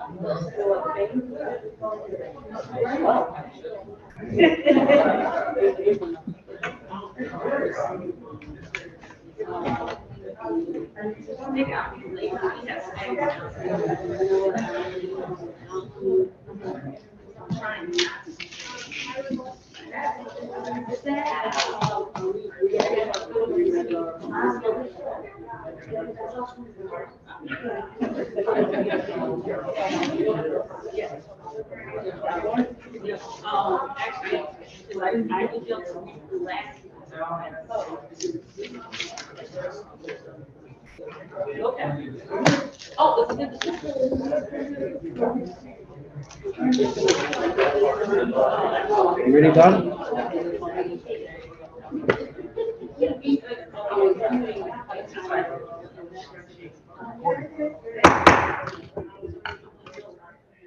Good evening, everybody. We are back in session. We will proceed with our departmental workshops. We're going to make a slight change in the sequence. We're going to begin with the registrar of voters and then proceed in the published order.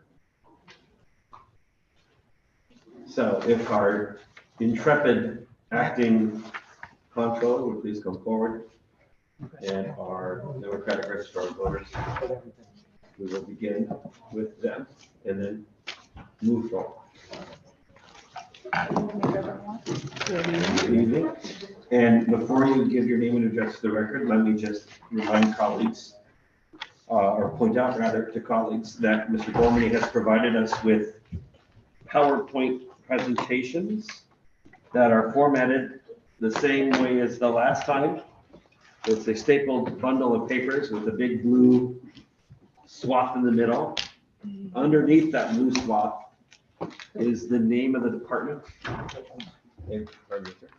And so let's turn our attention to the packet that says Registrar of Voters April 10, 2023. Okay, names and addresses for the record, please. Cheryl Evans, 1467 Russell Boulevard. Wow. Michael Gormley, 45 Jefferson Road, Brentwood, Connecticut, City Acting Controller. So we're gonna kind of keep the same format that that we've done in previous presentations. Ms. Evans is really just gonna give a brief overview of her department and some of the accomplishments, and then we'll go right into her budgetary items. So moving on to slide number 2, which really just gives a organizational structure to her department and what the mission of the Registrar of Voters is. Moving on to slide number 3, I will turn it over to Ms. Evans to give an overview of her department. Okay, as Alder Berger was stating earlier, to kind of not just read what's before you, because I'm pretty sure you guys can see it there. Just to skim through it, our office goes strictly just really for voting.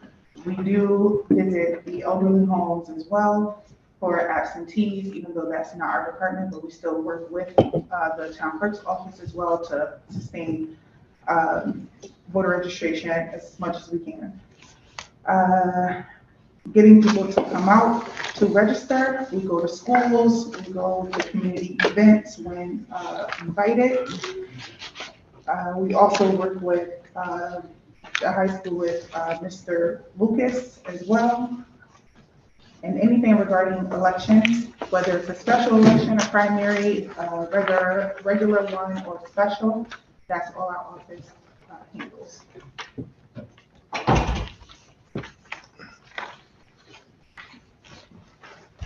All right, going on to slide number 4, is really just a budget overview of her department. The general fund budget is going up by $75,980, which is really directly related to personnel within her budget.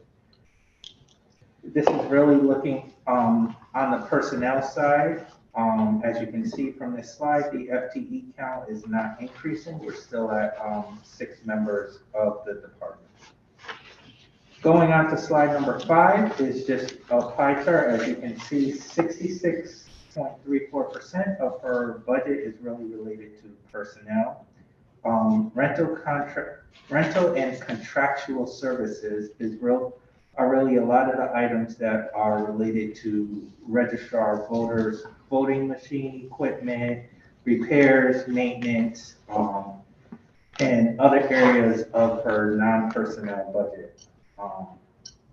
Again, they have a small budget for allowance and travel, which is really related to just keeping up with continuing education of what's going on. For example, the Republican registrar went to a conference related to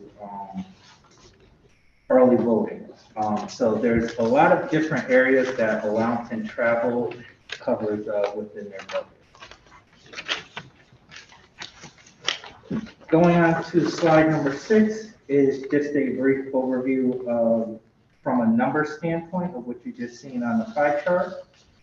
Again, there are 2 areas that are going up in our budget. Part-time payroll, which is what Ms. Evans uses during the election cycle. We're looking to hire a few more individuals, plus minimum wage is also going up with in Connecticut come June 1st. So that is a partial reason for the increase as well. And the salary line is going up to be in line with what we've done with the executive management and confidential that you've seen in other presentations.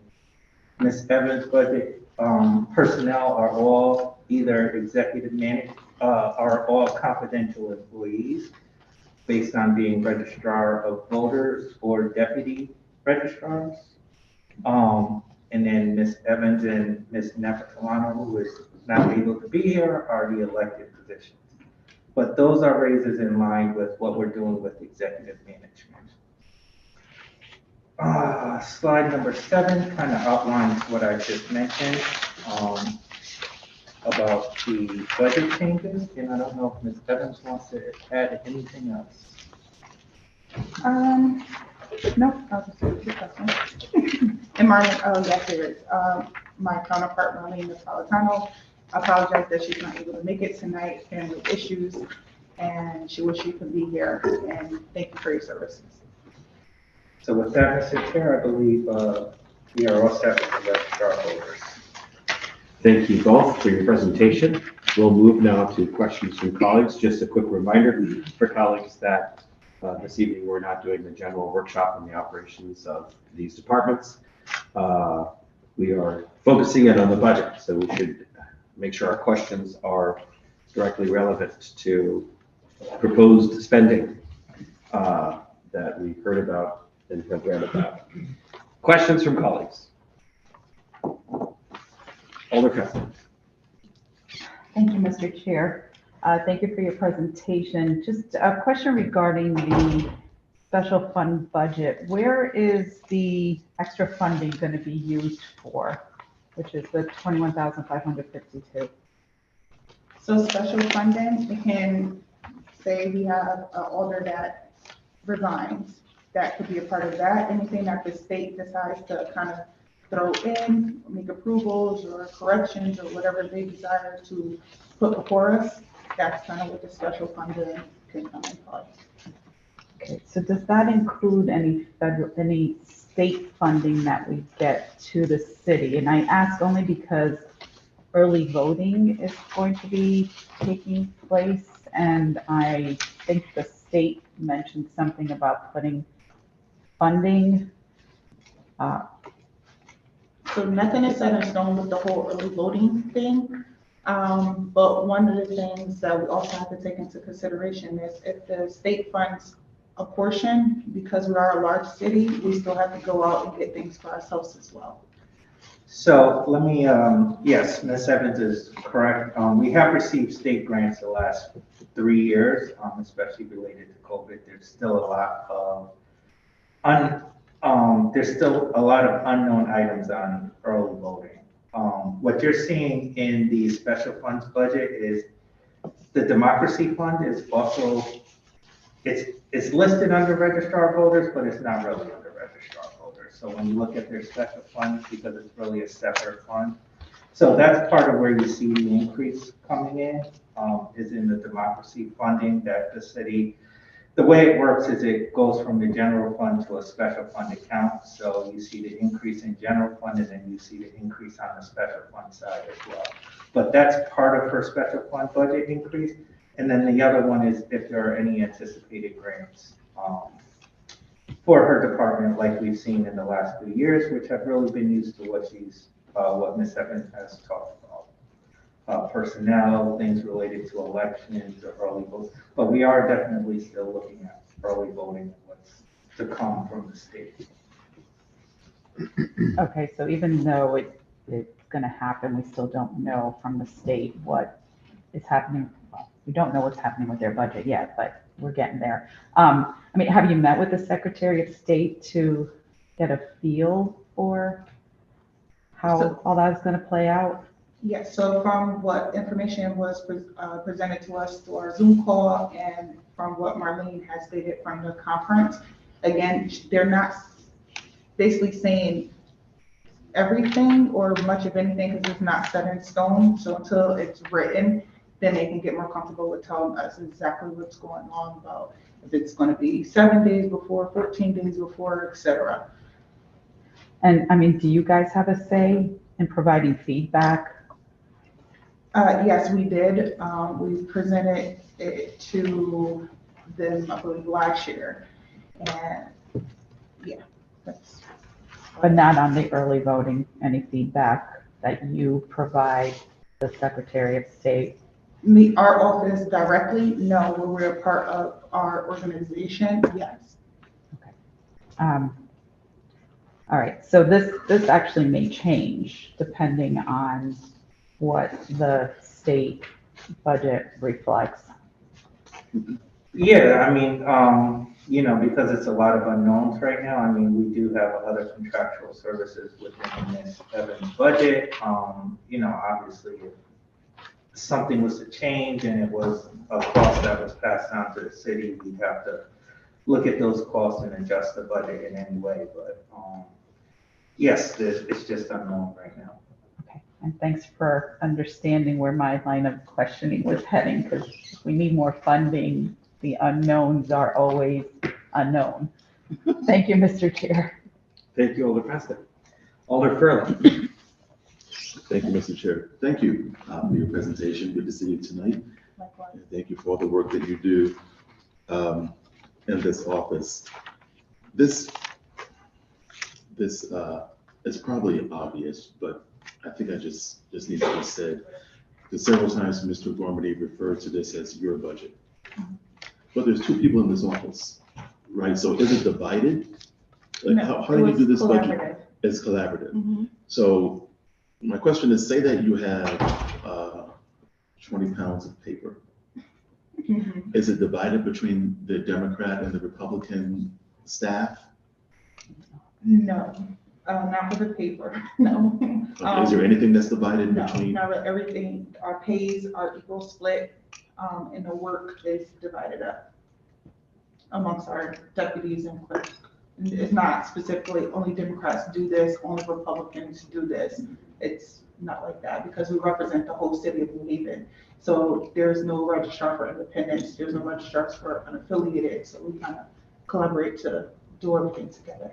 And so in all of the expense reports, you don't have any specific budget for the Democrats. It's just an expense report for that whole office, Republican registrar and the Democrat registrar. It just happens that this evening, you're the one that's tasked with the responsibility of representing the full office. Yes, sir. That's unfortunate. Thank you. Thank you for your presentation. Thank you, Mr. Chair. Thank you, Alder Furlong. Alder Hamilton. Thank you, Chair Marchand. Ms. Evans, under rentals and contractual services, is that where the voter registration machine services are live? So that would be, yes, under the contractual one. Yeah, the green flag? Yes. Yes. All right. With that being said, how are we doing with the voter registration machines? I mean, in the past, there was a problem with the different machines, and we were working on new contractors and all that. Have we sorted that out, in view of upcoming elections and that sort of thing? So we have expressed that very much to our new Secretary of State. She has acknowledged that as well, where she's trying to find a new vendor who will give us all brand new machines. We will not be using any of these machines, not even as a backup machine. Again, they're looking for the funding for that as well. Okay. I know what you're. I've been fighting for I would like to know that we're doing due diligence of supporting the registrar voters office and making sure that the equipment, Yes, is ma'am. up to snuff for the elections coming forward. Thank you, Chair Marshall. Thank you, Alder Hamilton. I believe you're referencing the vote tabulator machines, right? Yes, sir. Excellent. Further questions from colleagues? Seeing none, thank you for your presentation. Thank you, guys. You have a great evening. Thank you, Mr. Gorman. We will now move forward in our agenda with the health department.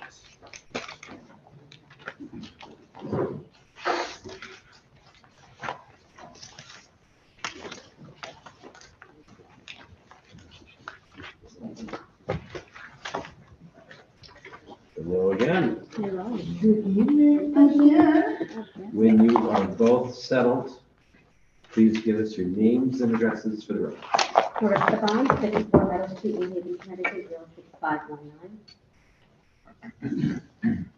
Maple Wall, 115 Main Street, New Haven. The floor is yours. All right, thank you, everyone. So again, we're gonna just go through a slight overview, which Ms. Bond will give on the health department, and then we'll get into some of the budgeted information. So going on to slide number 2, which begins with the mission, I'll turn it over to Ms. Bond. Thank you, and good evening. As you know, our mission aims to ensure that we are advocating for the health and well-being of our residents. And we do that through a number of initiatives in ensuring that equity is a central focal point in addressing our mission. In the slides you see before you, some high-level accomplishments on how we achieve our mission. And they are by a number of ways. During the pandemic, as you all know, we had to ensure that we vaccinated our residents and made that accessible. And we did that through a means of not only ensuring that we're working with our collaborative partners on accessibility, but also education and awareness. And we did a number of vaccine campaigns that were for the community and by the community and engaging them in a number of ways, but also making sure that it was measurable. And we did that by assessment of pre and post-vaccination campaigns to assess our ability to be able to increase those percentages. And what we did also is we looked at ensuring that we looked at the neighborhood week by week. And so what you see before you is an illustration of our vulnerable population index of how we looked at the vaccination rate by neighborhood. And we're very strategic about making sure that we were collaborating with the local neighborhoods in those vaccine campaigns. We also worked on a number of dashboards. And the dashboards also consisted of developing one on monitoring overdoses in our city, making sure that we track our overdoses not only at what's happening, but also at a fatality and what type of overdoses are happening. So we created a dashboard that also consisted of a heat map so that we can know the severity of overdoses in our city. And through those measures, we then also partner with our harm reduction providers in making it notable of what we're seeing and ensuring that outreach workers are out in the community and educating. We also provided rover kits to the predominant neighborhoods that are being impacted so that they can be able to have the necessities and supplies of Narcan kits. We also provide Narcan education and medicine take-back days, for example, with partners like the Cornell Hill Health Center, which will be also happening again this year. In addition to that, as you may know, you all invested in our staffing structure for lead inspectors. Through that effort, we have been in compliance and developed a dashboard for transparency to ensure that we're tracking our state and local ordinance regulatory requirements. That dashboard is easily accessible and it has a public-facing portion of it that we launched this past year to ensure that the public is aware of that. We also are doing education and outreach. For example, we did Mama's Love Day for the first time this past year of an outreach worker that unfortunately she passed away before seeing the event happen, an untimely death, but we still did it in her honor and honored her family through a proclamation. But very grateful that that event was very successful and we will be doing it again this year. And that's just a means of addressing the regulatory requirements, but also educating our residents on having healthy homes and being able to have the resources they need for quality of life. And that concludes my presentation. And with that, I'm going to turn it back over to Michael. All right, thank you, Ms. Bond. So going over to slide number 7 is the budget overview of the overall health department budget. What you can see it from this slide is that the budget increased by $968,000, a little bit over $968,000. The health department is requesting 3 general fund positions within this budget, 2 sanitarians and an operational manager for environmental health. Also, a bulk of that, the increase that you'll see within their departments, besides the new position, is also the settlement of the nurses' contract, which was close to when we were submitting the mayor's proposed budget, so we were able to add those increases within this budget. So again, remember, we're working off of 3 years of adding salaries to a budget, which is why a good portion of the salary increase is related to the nurses' contract. It's also great to note that the health department does a lot with special funds. Their special funds allocation actually exceeds the general fund, which is a lot to do with lead and environmental health and a few other grants that they get. They actually operate the department very well off of those grants and continue to get them year after year, the per capita grant from the state. So the health department is constantly looking at grants to help fund their department in addition to the general fund as well. So moving on to slide number 8. Again, just gives an overview of the general fund portion of their budget, which, as you can see, a bulk of their department, again, is on the personnel side within their department on the general fund side. Slide number 9 is really gives a numbers overview of what their department looks like within the general fund going from fiscal year 23 to 24. Again, a bulk of their increase this year is the $907,000 in salaries. Again, there were 3 new positions, but a bulk of that due to the nurses contract and adding in the new salary scale based on the approved contract.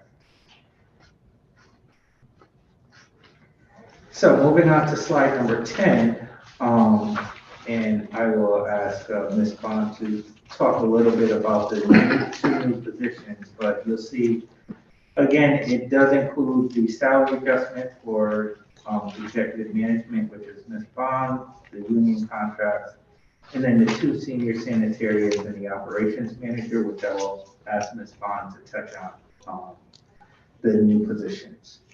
Thank you.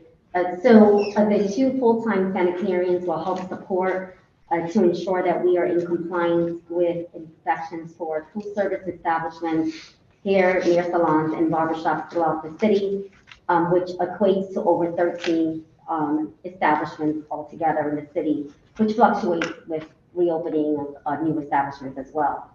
In regards to the operations manager, as Michael noted, we do rely on special funds to be able to carry out the mission that we do. Specifically, 83% of our budget of about a little bit over 22 million of it is special funds, and which means that our staff within the environmental section, for example, fluctuates between 17 to 20 staff members, depending on the grant funds that we are managing, and requires really someone to help us with a management of about approximately $7.6 million, which is our lead abatement and healthy homes production grant, and to assist with daily supervisory responsibilities of those employees that I noted, and help us with the policies and procedures that we're trying to set forth consistently within all of our departments in the, within the health department, as well as the management of those grants. When you have federal grants, they hold us really to a high standard of reporting, and it is very extensive. And so an operation manager will help us really try to offset the operations of that section. All right. And then again, there were a few non-personnel changes which were really based on staffing levels and some per diem items such as uniforms that we provide and other contractual services. We're looking at an increase in, we do have contracted doctors on staff that we're expecting to see some, a slight inflation in pricing as we enter into those contracts for fiscal year 24. Yep. So we are regulatory required to have a medical director to advise us. That is through Board of Ed functions with our school regulatory requirements, as you know, with our school nursing for our children. There are mandates of health assessments that need to be conducted and policies that we have to renew each year, as well as our clinic functions on the first floor. So a medical director has been consistently on staff as a consultant over the years. And then the next slide that you see, again, the health department does generate revenue for the city. As Ms. Bond mentioned, there are 2 new sanitarians that would help with that increase in revenue. But Ms. Bond also oversees vital statistics, which has a revenue source as well from marriage certificates, death certificates, and other measures as well. So again, the next slide kind of just gives you an overview of what the health department revenue will look like going from fiscal year 23 to 24. And then in the health department's budget also, which is new, is one of the only new projects in our capital budget cycle. They did request $200,000 for clinic equipment and software, and I will ask Ms. Bond to just go over that. Thank you. And so the $200,000 will help us with infrastructure updates in digitizing for vital records, which we need to do, as well as the signage for our school-based health center, and also our new facility, which hopefully we will be moving to this winter at 424 Chapel Street.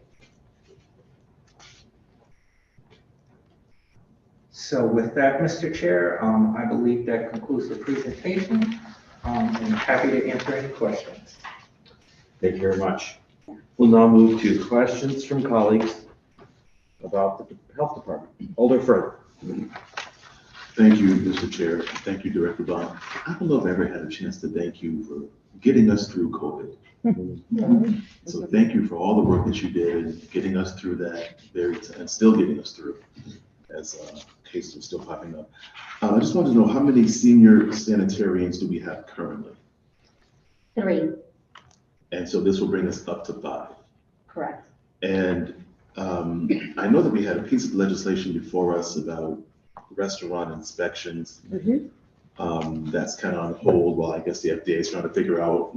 They just changed the process of inspection, and so we want to make sure that when we presented the ordinance before you, we were utilizing best practices from the surrounding towns, and now that best practice has changed, and so we want to make sure that we collectively are going to present a best practice model together as a collective. And so I'm also a board member of the Connecticut Association of Directors of Health, and so a subcommittee has been formed so we can be able to know what that rating system is going to look like with the new FDA changes. Okay, thank you. So then these 2 additional inspectors, or sanitarians, I should say, would help with that process. Absolutely. Okay. And I'm still a little confused with the environmental health position. Could you give it to me in a capsule, in a explanation for dummies sort of things? Yeah, so you know how I have a deputy director to help me with operations? Well, the program director will have almost like a deputy to help them with the operations of that section because it's so large. Got it. Okay. Thank you, and thank you, Mr. Chair. Thank you, Alder Furlow. Further questions from colleagues in regards to the proposed budget for the Department of Public Health? Alder Festa. Thank you, Mr. Chair. Thank you for your presentation. And I know you guys were on when COVID was on. And I'm glad we are somewhat beyond all of that because it was a crazy time when you think back. You mentioned moving to 424 Chapel Street. With that in mind, will we be saving on rent? Yes, a lot. Hopefully we'll be moving this winter. And how does that affect this budget, or doesn't it? So the lease is actually budgeted in finance. I think I briefly might have mentioned that during my presentation. I'm not sure, but I'll mention it now. I'll mention it now. So yeah, finance actually some way back when got put in the finance budget because I think we centralized leases back then. But yes, so what we did was we budgeted about 6 months of, from July to December based on, our engineer Giovanni Sin's progress in 424 Chapel Street. So our lease is usually around 440 to 450,000. So we budgeted about 285 because we're currently getting into negotiations, with the landlord for 6 months, but we're expecting a little bit of a bump up. But we did budget 6 months in the finance budget for the lease. Okay. Whether we're in or not. I mean, whether, even if we're in 424 Chapel, we're still responsible for paying those 6 months. Did I understand that? Yeah, we're currently in negotiations with the landlord, Okay. but again, based on engineer Zinn's timeline, he We'll be there for expects those 6 months. we'll be in Meadow Street for Okay. 6 months. Okay. And then just looking at page 9, the salaries are the 907. What's the other material? Can you just go through the ones that have increased? I mean, so there's materials and supplies, uniforms, medical supplies. You mentioned uniforms. Which is required for the union contract for And what's the other contractual services? printing, binding, registration dues, and other contractual services for city goods and services. So other contractual services is primarily where they pay for a lot of the other operational needs. The primary expenditure out of that line is what Ms. Bond mentioned about the medical advisors. So again, they're expecting some increase in cost in that account. But that's the primary function of contractual services. There are a few smaller contracts here and there within that line, but the primary is the medical advisors. The consultant that Yeah, they're, we we have. pay Okay. them, yeah. And then the revenue, on the revenue page, which is page 11, does any of this include projected new revenue from those other positions that are being asked of? Yes, if you look at health services, we budgeted 333,000 for 23. That's going up to 500,000 in 24. Based on the guidelines that Ms. Bond has mentioned, future guidance in relation to inspection and having those 2 new positions. Okay, so that reflects that. Only that, or are there any fees changes? No, There we do not are have those no features. license permits and fee Okay. changes. Okay, so that just reflects the projected new revenue if we were to have these 2 supervisors. Correct. Okay. Sanitarian. I mean sanitary, Sanitary. yes, yes. All right, and then the 200 is just to digitize, which we should be doing anyway.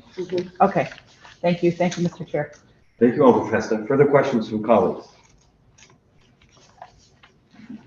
There was one figure that jumped out to me, which was the pediatric nurse practitioner from $70,667 to $103,389, which is a $32,722 increase, not quite 50%, but pretty darn big.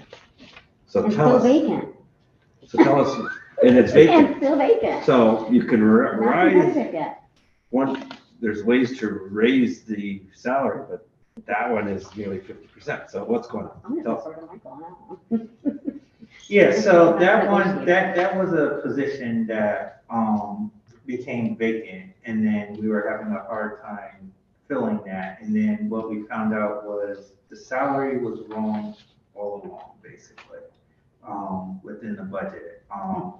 So we took a look at that salary as the vacancy occurred and trying to hire, I believe we had a candidate at that point. We had one and the salary was too low. and we Right. Proposed. So again, this is one of those situations where the salary is being adjusted based on market, hiring, and to be quite frank, an error from the last few years that just hasn't been caught within the salary itself. Did we have a previous incumbent to that position who was paid more than the salary that has recently been listed? It's been vacant for 3 years.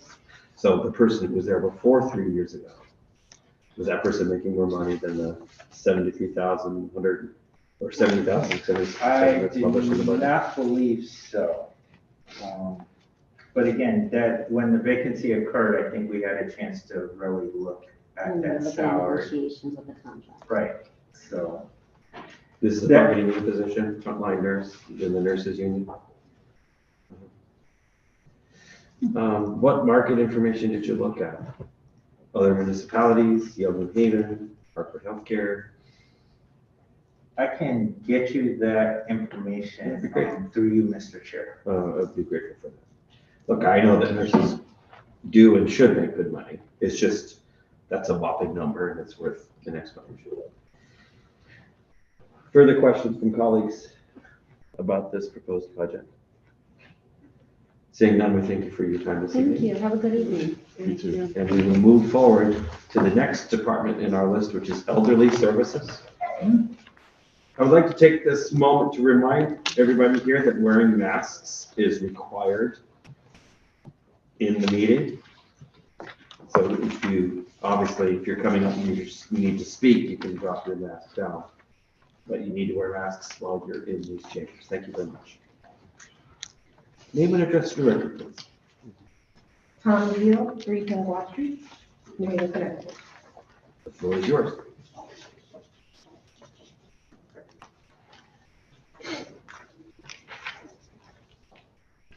All right, so we are with the Department of Elderly Services. And so starting out with slide 2, again, just kind of give you an organizational measure of what the department looks like with the director and the program admins and the senior centers and outreach. Moving over to slide number 3, I will turn it over to Ms. Beal to talk about the department at a glance. The Department of Elderly Services had made some great strides over the last year. And one of the things that we are focusing on is making sure that we engage our elderly population beginning at age 55. The reason why we're highlighting the age of 55 is because oftentimes people look at elderly with 65 to above, but in fact, 55 is our target area. With that, we want to. Some of us are just catching up. Join the club. I have gotten mail from the AARP. But I wasn't ready to be almost a client of the elderly services department. Sorry about that. Please continue. Welcome. I love our senior centers, but we do want to make sure that our seniors remain active. And with that, we are also trying to make sure they are able to age in place. And so we provide services that assist them with financial needs, their medical needs, as well as nutritional and legal and housing needs. We also want to make sure that they are remaining active by providing to them Tai Chi as well as line dancing.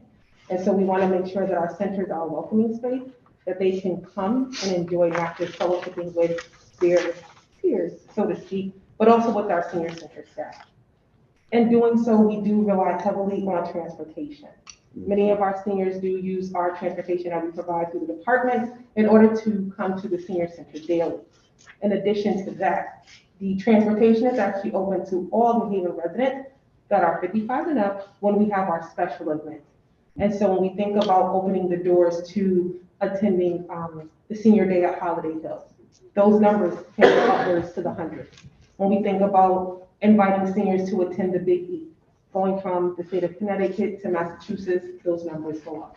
We also want to make sure that we provide transportation to our senior luncheon, as well as to our senior picnic. And so transportation becomes one of the things that we rely heavily on. In addition to that, we have elderly services specialists that maintain the functions of our department daily. They arrive to work, they put in selfless hours, they make sure that our seniors are engaged and cared for daily. And so with that, they are also the ones that are providing services to our seniors by assisting with the tax freeze that we do in collaboration with the assessor's office. They also help seniors complete the renter's rebate application, which is currently open. And they also assist with the Philip Moret Fund that allows seniors who are not receiving any state assistance to receive some financial relief should there be a need for it. And they do this at the senior centers directly. Lastly, when we think about our senior centers, we are looking to engage over 75 seniors daily with congregate meals. Many of our seniors depend on the lunches that are provided to them, as well as snacks that may be offered throughout the day. We are also in partnership with Vertical Church, who also runs our food pantry outside the Atwater Senior Center on the fourth Friday of the month. With that, we have over 90 seniors that visit that food pantry and rely heavily on the services. We also have our St. Bernadette Church food pantry that operates on Saturdays. And so seniors are also aware of that service as well. And that comes into play when we think about the number of seniors who do not have access to grocery stores, that look at the community service that we provide and being able to be in their community to receive that assistance.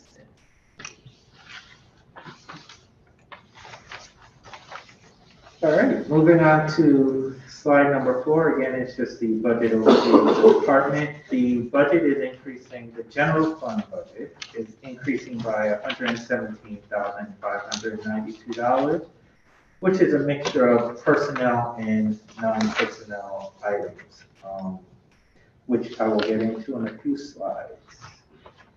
Moving on to slide number 5 is really just an overview of the department, where you can see rental and contractual services makes up 46% of the elderly budget, while 53% is personnel. The rental contractual services is really made up primarily of, we do lease a space for for the senior center, busing, and materials and supply, and busing make up a bulk of the contractual services. We also do have cleaning contracts within there as well. So going to slide number 6, which really gives you a numbers overview of the elderly services budget.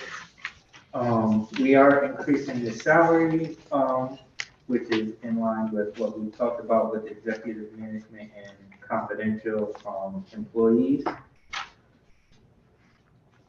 And we are increasing, the next major increase is $45,000, which goes into transportation and busing. I think Ms. Beal touched on some of the areas that elderly services uses busing services on. This is a year where we also have to go out to bid for the busing services. I believe that's already out. So we're waiting on responses for that, but we are looking, in conjunction with the additional trips and services that Ms. Beal talked about, we are possibly looking at an increase based on the respondents of that bid as well. So we did want to budget accordingly within that line. And then the other major increase was in other contractual services. Again, we do have the cleaning contract within that line. But Ms. Beal, I think, and if you could touch on it a little bit more, also had some additional ideas for the seniors going in from fiscal year 23 to 24. Thank you. So the one thing that we want to be able to do is make sure that we offer programs to our seniors. We also want to make sure that our staff is equipped to be able to engage our seniors in these various activities. So when we think about professional development, we're also thinking about safety, being able to provide staff with CPR training, but also being able to extend that training to seniors who participate in our senior centers. We are also looking to engage them in different activities that include being able to assist them with various program activities, also assisting with snow and leaf removal. That is one of the areas that we have not been able to fully hone in yet, just due to the responsibility and the financial burden that comes with the seniors, pretty much in their responsibility to their own property. And so oftentimes when we think about safety measures, we have to take into consideration how much can we do as a department, how much can we do for individuals. But there are ways that we can provide services that can assist them in being safe and making sure that the community is also safe as well. The other thing that we want to consider is the food insecurities. And so while we provide lunch for our seniors, there's still a portion that they are missing. So whether that be breakfast and or dinner.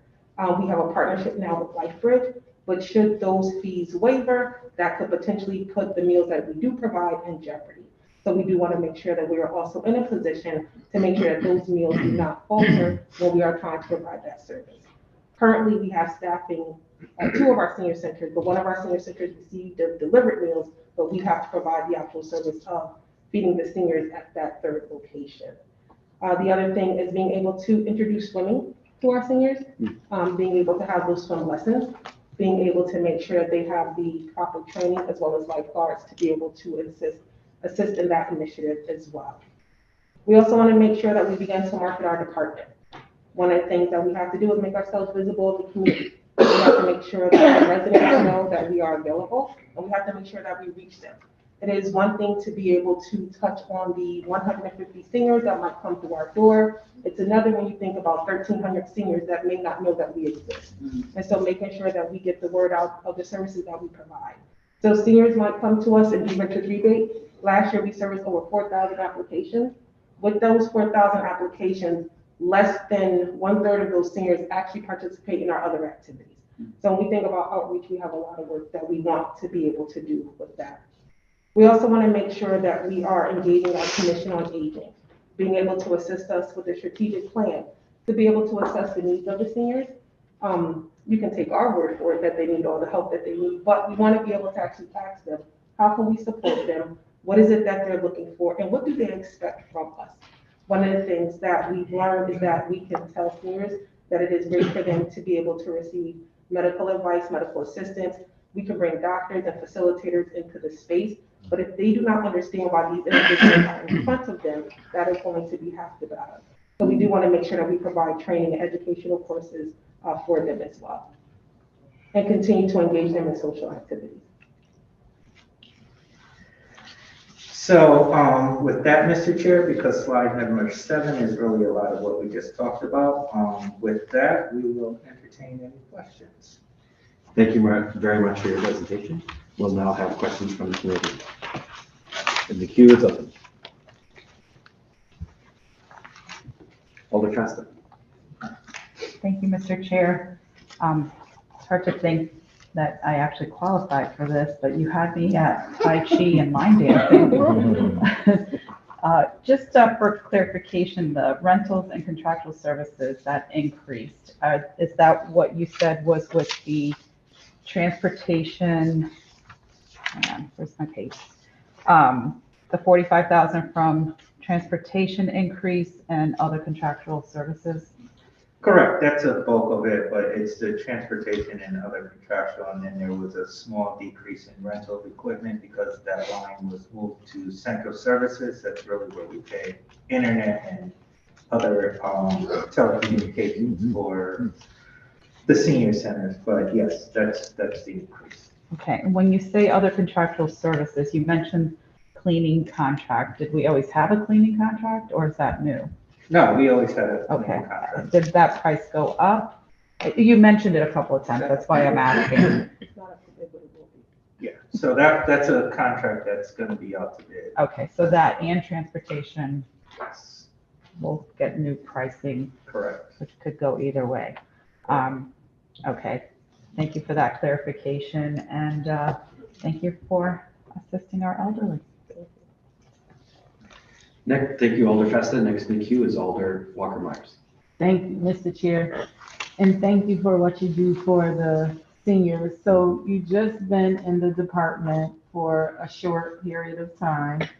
Have you seen an increase in the seniors? I'm not talking about since it's 55 and older now. I'm talking about just an increase in the seniors, and I'm going to my next question from that answer. Yes, we have. I am proud to say, especially at the East Shore, our numbers have doubled. That was one site where there was some concern that the numbers were low. Our elderly services specialist at that site has worked diligently to pull in the community. Speaking of Tai Chi, we have seniors now that will come for those resources, and they will stay and engage in other activities as well. Our Atwater Senior Center is vibrant and is growing and has the space to do so. And at the Dixwell Q House, we're outgrowing that space, which is a good thing. Some days you may come and it may look a little light in number, but the Dixwell Q House has a large number as well. Thank you. And when you talk about transportation, and we're going to be going out to bid for that contract and stuff like that, but did we take into account that increase? Because I know up until last year, like the seniors in my area got really involved. I don't know if they go to those senior centers yet, but I do know they're really involved and they know a lot about elderly services. So did we take that, are we taking that into consideration that we might need more transportation than in the previous year? That has been taken into consideration. There may be a request for additional funding that I will try to secure through grant dollars as well.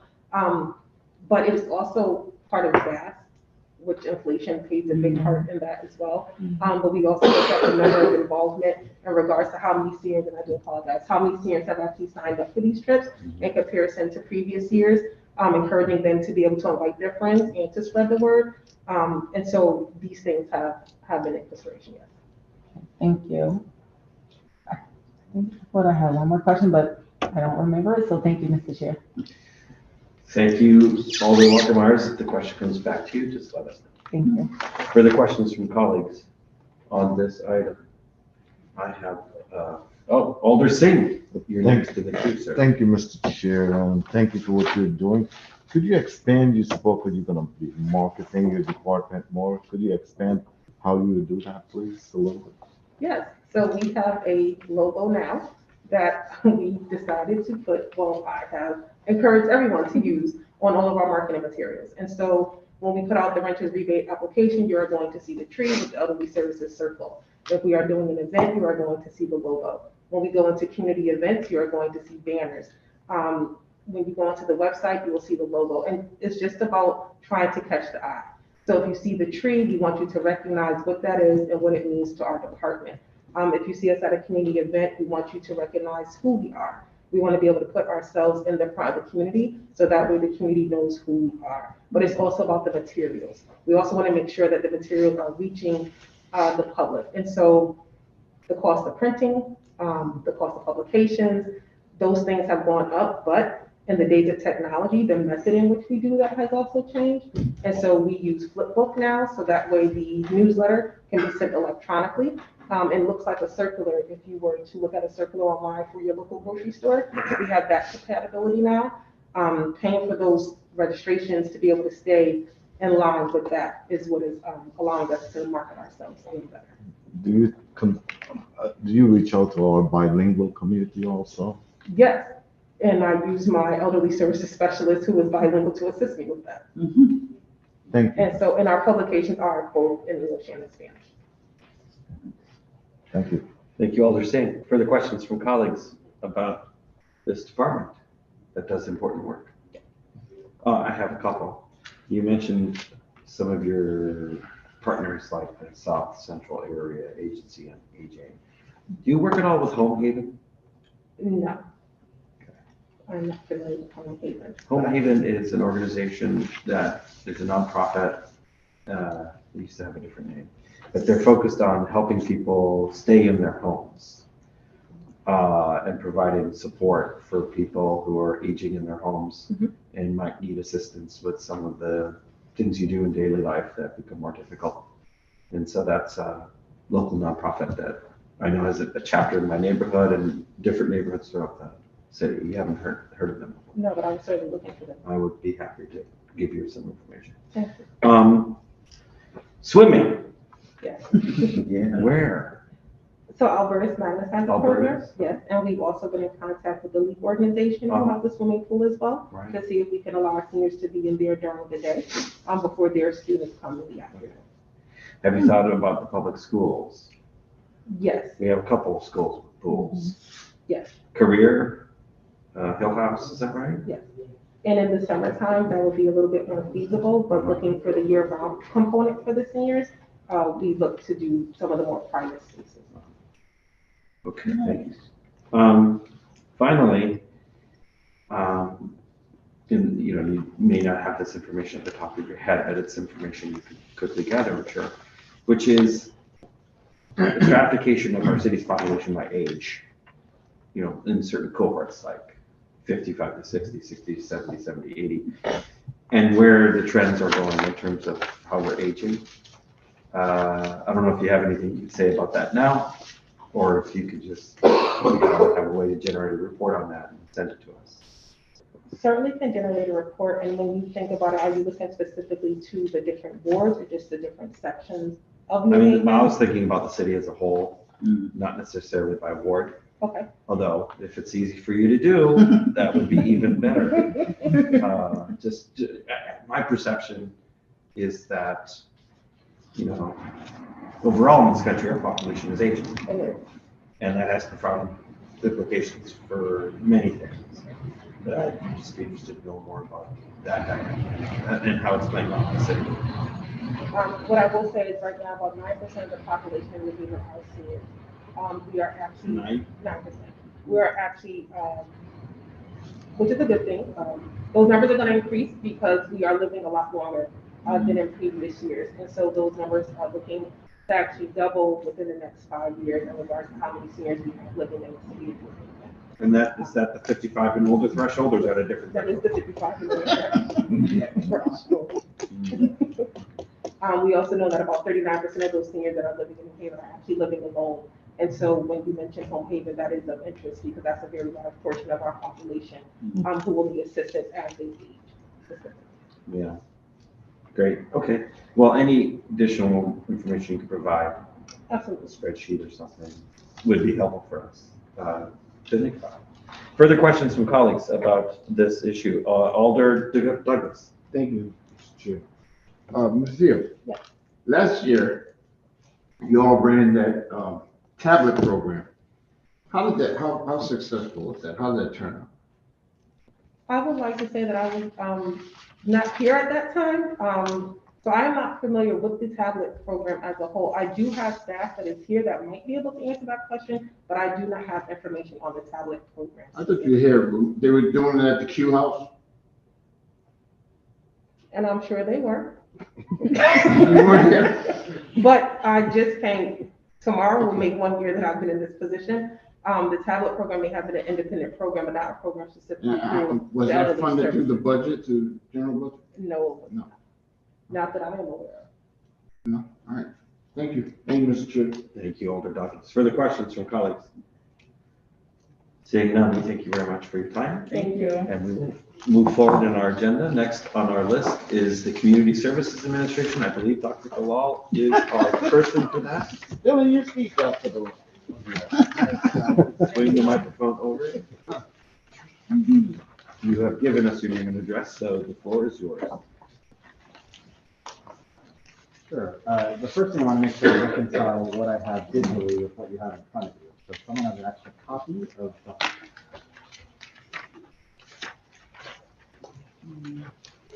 Mr. Gorman has it.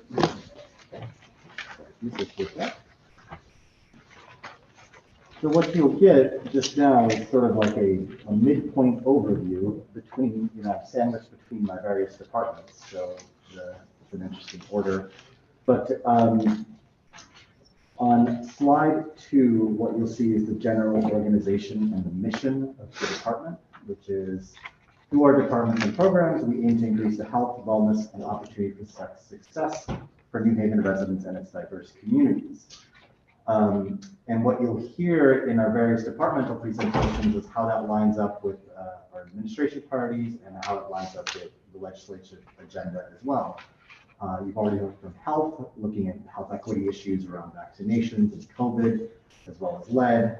You'll hear from Youth and Rec, looking at starting with employment issues early on with youth at work. You've heard from elderly services, and their efforts to create vibrant and healthy communities. Community resilience you heard from in a previous presentation. And excitingly, and I'm very excited about this, you'll also hear from the library tonight. As you know, it's proposed that the library, the department be aligned under CSA, and I think there's a lot of possibilities there in terms of both coordination and synergistic work with the existing CSA departments, as well as with the, hopefully soon, the advent of a new library director, some opportunity for joint vision on how the library will look in the future under CSA, as well as coordination between the different departments. CSA also has a programs and admin branch, and that's what I'll speak to specifically in terms of the budget. I'll give a little detail on that. The CSA programs and admin area contains the Financial Empowerment Center. Year to date, we've seen 214 clients, which have participated in 459 counseling sessions. In total, we've saved these clients $408,000 and reduced non-mortgage debt debt by $250,000. The division, the CSA programs division also contains a food systems and policy division, which has been conducting ongoing community-wide meetings to inform New Haven's master urban agriculture plan. And it supported composting infrastructure upgrades at Common Ground, and it's advancing nationally recognized standards in food purchasing, for example, farm to school and other farm to institution initiatives. And the administrative area of CSA also helps with processing contracts. They process approximately 70 contracts annually. These are primarily the CDBG grants, which you'll be hearing about in a month or two, maybe a few weeks. These are to grassroots nonprofits, and we estimate that those contracts we've served over 4,000 residents. The CSA administrative staff also provides support to elderly service and community resilience departments in terms of our contracts and processing. And we have frontline staff on the first floor when you walk in, and they field approximately 10 to 25 inquiries a day, whether they're walk-ins or day-to-day. Translates into a couple thousand per year. Mike, you want to take it over with the budget? Yes. So the next slide is just the budget overview for the department. On the general fund side, community services is not asking for any additional positions. There is a slight increase in the budget of $10,000 on the general fund side. Moving on to slide number 5 is again the pie chart really showing that 64% of the budget is really dedicated to the personnel and doing a lot of the admin activities that Dr. DeLaw just mentioned. They do have some non-contractual services, which really goes towards supporting the admin side within CSA as well. Moving on to slide number 6, again, the increase is really just for based on the executive management increases that we've talked about in prior presentations. That is really the only change to Dr. DeLaw's budget. Everything else is status quo. So with that, Mr. Chair, we'd be happy to answer any questions. Thank you, Mark. Thank you, gentlemen, for your presentation. And I'll ask if colleagues have any questions about this budget, which is changing for this office by $10,000. Alder Tressa. Thank you, Mr. Chair. Just a question regarding special fund budget. Because I've noticed, I actually forgot to ask the question for the other departments as well, but it's in parentheses, so 6.1 million. Can you just touch on that? Yeah, absolutely. So again, when you're looking at special funds in the budget, what you're really looking at is what you're anticipated to get in the following year. So when you look at the current year, we got in two major items in their special funds. We got in American Rescue Plan funding of about 1.1 million. And then we got another grant, which is called the Home ARP grant of 4.8 million. Those make up a bulk of the special funds. Now, the reason you see a negative is because those are not, you're not getting those numbers again in fiscal year 24, right? We're getting the entire grant in that one shot. So that's why you see the negative number going from 23 to 24. We do have some other miscellaneous grants that we got in this year as well that total basically the $7 million. But again, we got those, we're not getting them again. So that's why you see the negative. Okay, that's helpful. And is that consistent with the other departments as well that have the same? So I think it depends on the department. Again, with the health department, I think that's consistent. There are some grants that we got in the bulk of the grants, so you don't see a carryover. With elderly services, I believe it was 40,000 or 41,000. That is primarily because the CDBG process is not done yet. That's going through the Human Services, the Joint Committee, Community Development and Human Services Committee. But once those allocations are approved, then we update the special funds portion of the budget in the budget book that we print around June. So for elderly services, that's why you see that negative 41,000 because CDBG is not completed yet in the process. Okay, thank you. Thank you for that explanation. It's helpful. Thank you, Mr. Chair. Thank you, Alder Festa. Further questions from colleagues? One question for you, Dr. We heard testimony from a member of the library board of directors expressing concern about the moving of the proposed moving of the library from the CAO's office to the CSA. And I recall her saying that part of her concern, at least, was that library staff are capable and hardworking, but they're not trained social service providers.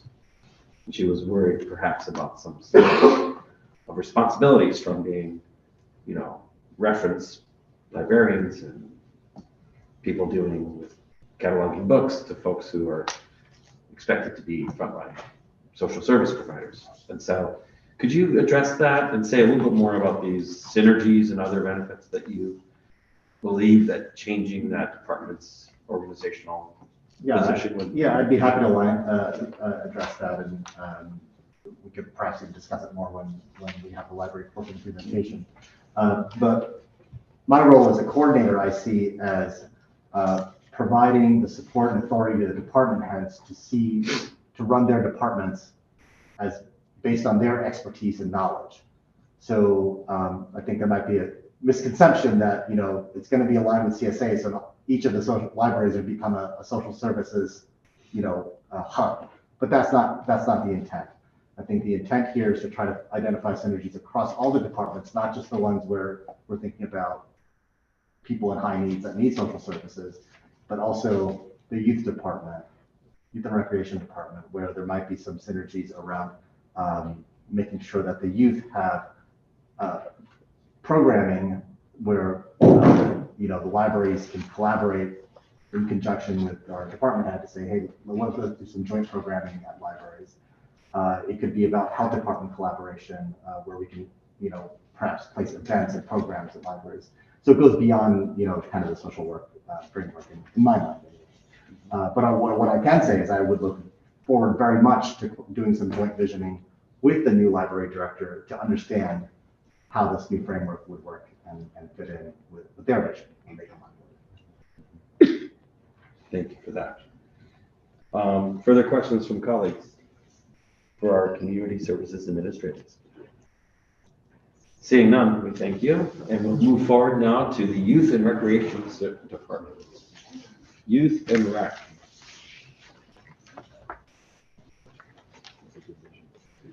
I see that our director is coming forward, but she has a posse in the wings in case. Yes, absolutely.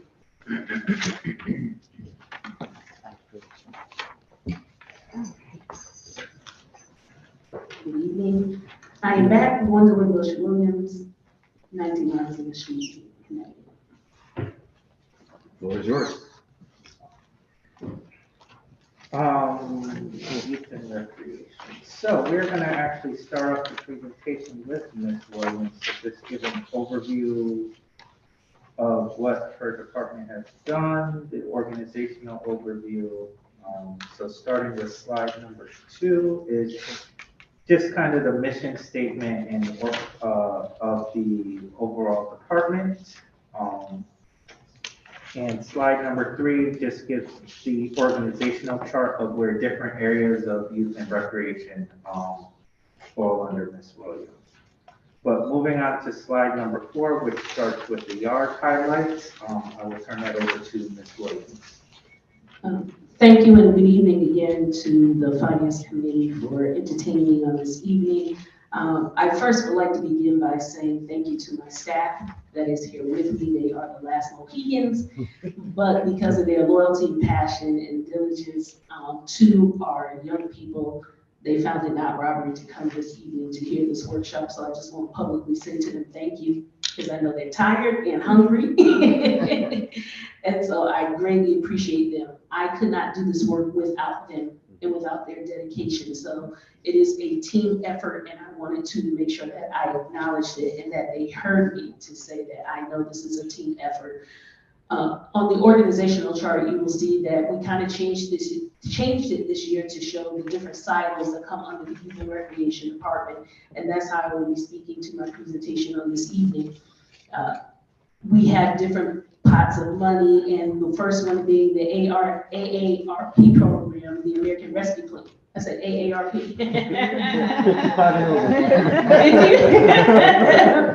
The American Rescue Plans, it should have been ARPA, not AARP. You know, I'm saying that's subconscious because I am a card-carrying member of the AARP and proud of it. I love my discounts.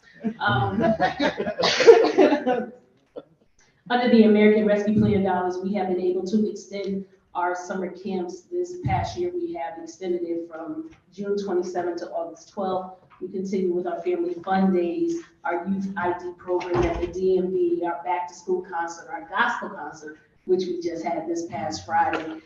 We were able to hire 50 additional young people, along with having a summit, 2 separate youth summits in collaboration with the Board of Education. We did the Black and Brown, which is for the young men in October. And this past Monday, October 3rd, we actually had our Young Girls Rock Summit, both of which were held at Southern Connecticut State University on their campus in their student center. Our signature programs we have continued with, and most of you all have been there, or you definitely were advised it was going on. So we did Trunk or Treat, the Thanksgiving giveaway, our Frosty food giveaway, which is actually new. Many families came to us and expressed their concerns about food insecurity during the Christmas holiday, because most people will give during Thanksgiving. So we came up with a program and we called it the Frosty Food Giveaway, where we were at Barnard School and we gave away chickens and any other food condiments that we had during that time. We had our traditional Friends of Rudolph toy giveaway in conjunction with Southern Connecticut. Every Black History Month, we do a program. Instead of doing the Black History Dinner giveaway, we had a Sankofa exhibition, which we did at the BoA House. So we are trying to combine different departments, New Haven departments together to have our programming come from vision to fruition. We completed the Easter egg hunt, and this is the second year we'll be doing the BoA hockey program. It started October 22nd. It will be running until May 23rd. This program is for 6th and 7th graders and 8th graders. This year we added an additional school. So we're teaching young people how to ice skate and how to play hockey. And we are talking about kids who have never stepped on the ice before. And BoA Company has come in to sponsor this, where we're able to equip the young person completely. They are the sponsor for that. So they're getting new skates, they're getting the helmets, all the equipment, everything that they need in order to learn how to ice hockey. And they come in and they start off, again, not being able to walk. And then by the time you come at the end, they are almost like professionals. I'm definitely not getting on the ice with them. And we're so proud of this program and the way that it is expanding. And there are many schools now who are reaching out, wanting to become a part of this program. So hopefully, as long as BoA doesn't divorce us, we will be doing it for a 3rd year. And we are just very excited about it. Our Ranger program has expanded. I would like to thank Ranger Harry Coyle, who came to me and wanted to re-implement the Junior Ranger program again, which we have done. We have 6 Junior Rangers, and so it is not a regular youth at work program, but it is a specific program trying to get our young people interested in environmental sciences again. And so they actually shadow our Rangers. We treat them as our Junior Rangers, and they are going out and they're assisting the park rangers within reason, especially with equipment, of doing the regular programming in the trail maintenance that we have done. So we have our Junior Rangers that are working with our Rangers with fishing, canoeing, kayaking, the reptile and animal program that we have. They're assisting with our workshops that the Rangers do. So we've done pine cone bird feeding workshops, nature pals, we've gone to candle reef making. We even have a Puptober costume walk, and that's if you had a dog, you dressed your dog up during the Halloween and they did a walk. And it was absolutely adorable to see the puppies dressed in their costumes.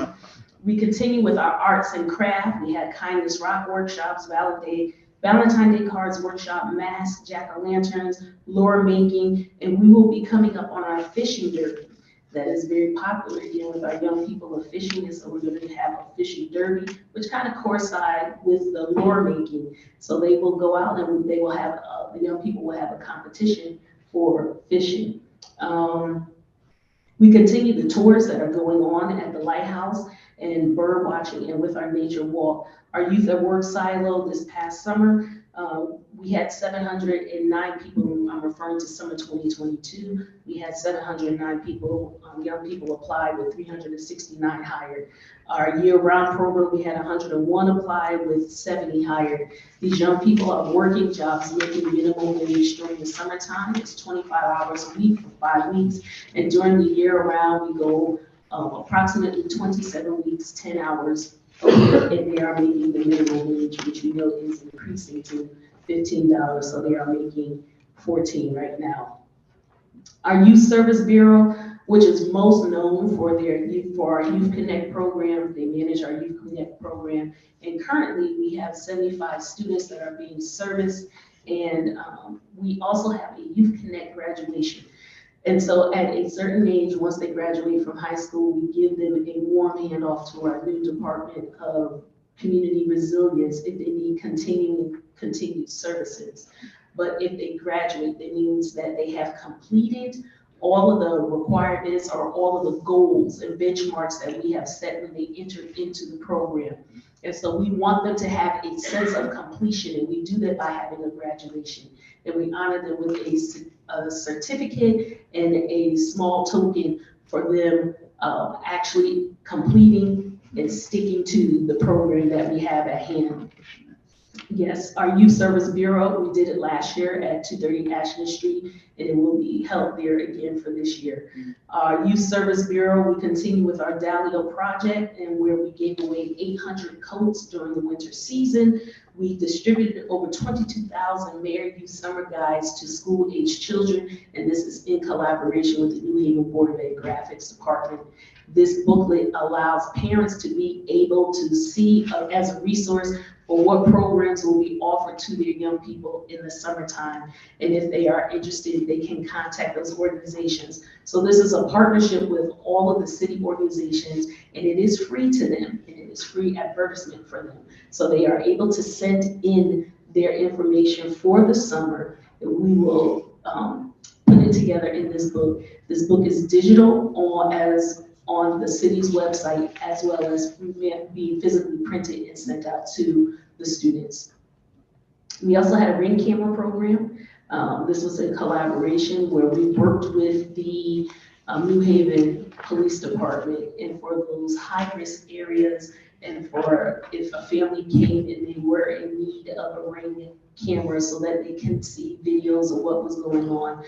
This program allowed the New Haven Police District Manager to come to us. We would obtain a ring, and then there is an agreement between the police and the families when we dispense the ring. But it has been a very successful program. It has helped the New Haven Police Department to be able to solve some of the crimes and issues that have been happening in some of our communities. So we are extremely proud of this program. Now, what can I say about recreation? What I can say is that when we hear the myth that there is nothing for our kids to do, it is just that, a myth. Our recreation department continues to put out programming for our young people. And it is just not for the young people, it is intergenerational. So anyone can come. You can come with your 2-year-old, you can come with your mom, you can come with your Nana. I'm not gonna say grandma because I'm a Nana too. You can come with your Nana, and everyone can enjoy what is going on. So as you see the listing on page 6, I will not go over it. And this is just inclusive of, but not limited to, all the programming that we have coming out of our recreation department. We just recently did the pickleball tournament about a week ago. And so that is another innovative programming that is coming out of the recreation department. And I believe that is it for me for just some highlights, and I turn it back over to Mr. Gorman. Thank you, Ms. Williams. Going through slide number 7 is really just a budget overview. Youth and Recreation does a lot with its general fund and a lot with its special funds as well. Ms. Williams just went over a lot of the areas and a lot of the activities that happen, which is a collaboration of both budgets. On the general fund side, you'll see that it's going up by $344,318. That is primarily in 3 areas. Ms. Williams did mention, some of the activities with park rangers. We are looking to expand on that program and some of the visions that Youth and Recreation has with that program. So we did create 2 park ranger positions within the budget. We did also increase the part-time seasonal line on the recreation side. Again, as Ms. Williams mentioned, we are looking to recruit and hire more individuals along with the increase in the Connecticut minimum wage as well. So we did increase that budget as well. And then there was also a $100,000 increase in the Dixwell Field House budget. Again, we talked about LEAP earlier in the contracts, but we are still developing that budget. We need to get a few years under our belt with utility costs, security, maintenance, and other costs related to the building operations on the Q House. So we are looking at a small increase within that budget for the Q House as well. So those are the primary areas that really make up the $344,000 increase. On the special fund side, again, there are a lot of grants that Youth and Recreation get as well. The primary decrease is, we did allocate American Rescue Plan funding and some other funding to their department that is really, it's not a carryover, you're not getting that $1 million a year. It was really within that year we allocated it. So that's one of the primary reasons for the decrease in the special funds. Looking at the next slide, which is really just a what we've kind of discussed prior presentations, is really just a pie chart of the overall department. As you can see, a majority of the general fund is really set up towards personnel, which makes up the administrative and the recreation side for youth. Moving on to the next slide is what I mentioned, the increase, the additional positions, the increase in part-time. There was a slight increase based on executive management confidential that we talked about prior. Ms. Williams, I don't know if you just want to touch on the 2 new park rangers and the increase in the seasonal. So in regards to the new park ranger positions, we recognize that there are many needs from our constituents in the community that comes in. Are we able to address everything? No, but we are trying our best. And so recognizing the fact that we have, I believe the number is 22,000 acre of park land, there are many expectations that are coming from our park rangers in regards to programming in the schools as well as trail maintenance. Historically, probably prior when I was in college or maybe even high school, I understand that at one point in time, there were approximately 12 to 13 park rangers, and that number has whittled down now to 3. But the work has not changed. As a matter of fact, the work has increased, and that is due to COVID. When we were not able to come out of the house, many people then found the pleasure and the beauty of going back into the parks again and being able to walk around and being able to spend time with their family. And because of that, there has been an increase in the usage of our parks. And so we need more staff in order to be able to maintain our parks as well as bringing programming back into the parks. And so although, and you may ask the question about park and public works do help with the major issues, that go on into the park. But when it comes to trail maintenance, that is our park rangers. So going in there to move limbs and trees and branches from the park pathways, that is the park rangers who are going in there to do it. Building bridges or repairing some of the bridges in our parks, that is our park rangers who are going in and doing that. And sometimes with the help of Public Works, but that is one of their, a part of their job to come in. So we do need assistance in order to meet some of the expectations that have been coming in regards to the usage of the parks. And there are many who still want to do walks, and that we opened up the monument again over at East Rock. And so that's an example of some of the additional programming that we have going on. In addition to under AARP, we are now opening up some of our park buildings back again, and programming is increasing going inside. So although we will be hiring staff for programming with that you approved in the previous budget, our park rangers are still in those buildings and doing programming as we're bringing school children over, or they are taking their equipment and they're going out to school. So the work and the expectations again has increased for them, and we still have to we're trying our best in order to meet these needs of the community. So I believe, Mr. Chair, with that, we will take any questions. Thank you both very much for your presentation. I'm sure I speak for everyone in just thanking you for the work you do, in particular with our youth. Thank you. It's hard to identify and more important. Priority for all of us in government, but to serve our youth and foster better futures for young people. Questions from colleagues? Alder Furlow, and then you'll be next. Thank you, Mr. Chair. Thank you for everything that you're doing. The youth department is on fire. On fire. Thank you. So I know we're doing a lot of, and I probably should know this, but I need dinner. We're doing a lot of work with some of our vacant buildings that are, so we have the one in Edgewood Park.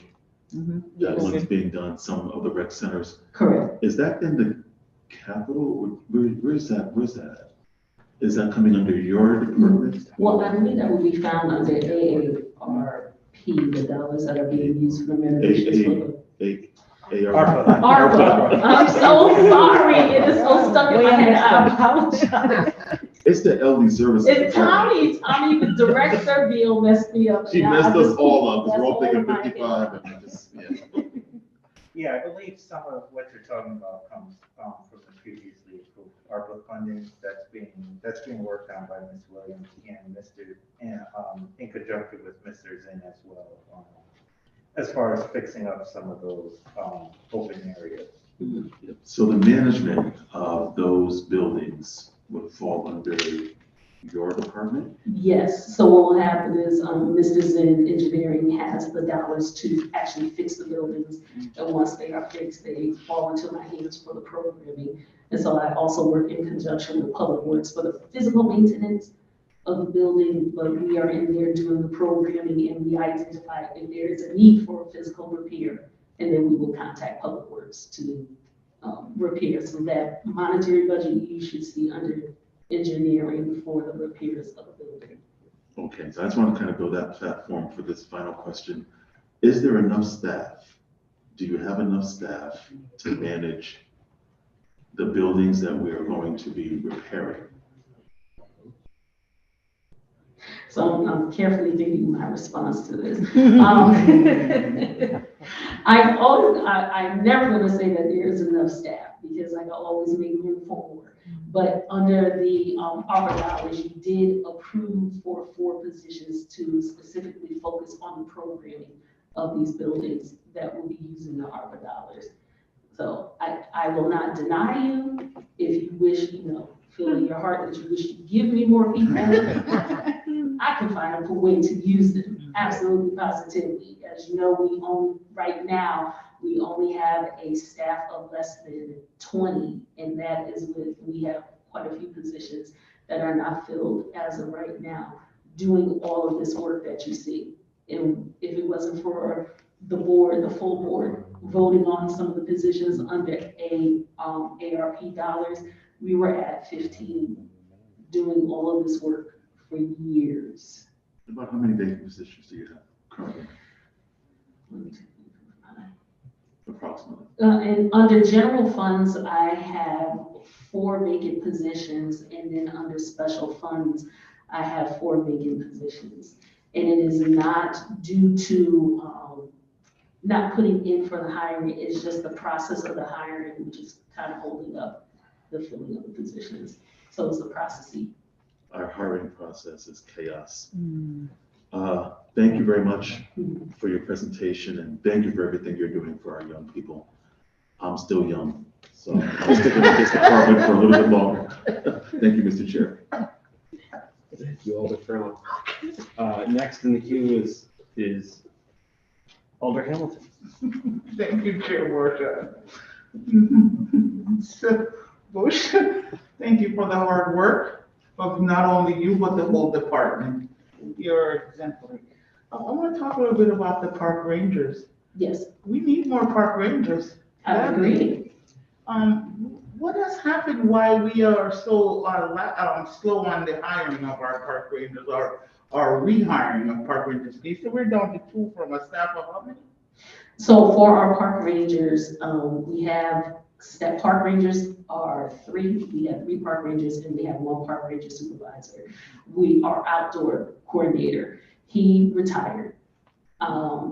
I have 1 ranger that is active right now, and I have done the hiring, and we have been able to do much training, but then they are unfortunately courted elsewhere where they can make more money and then leave.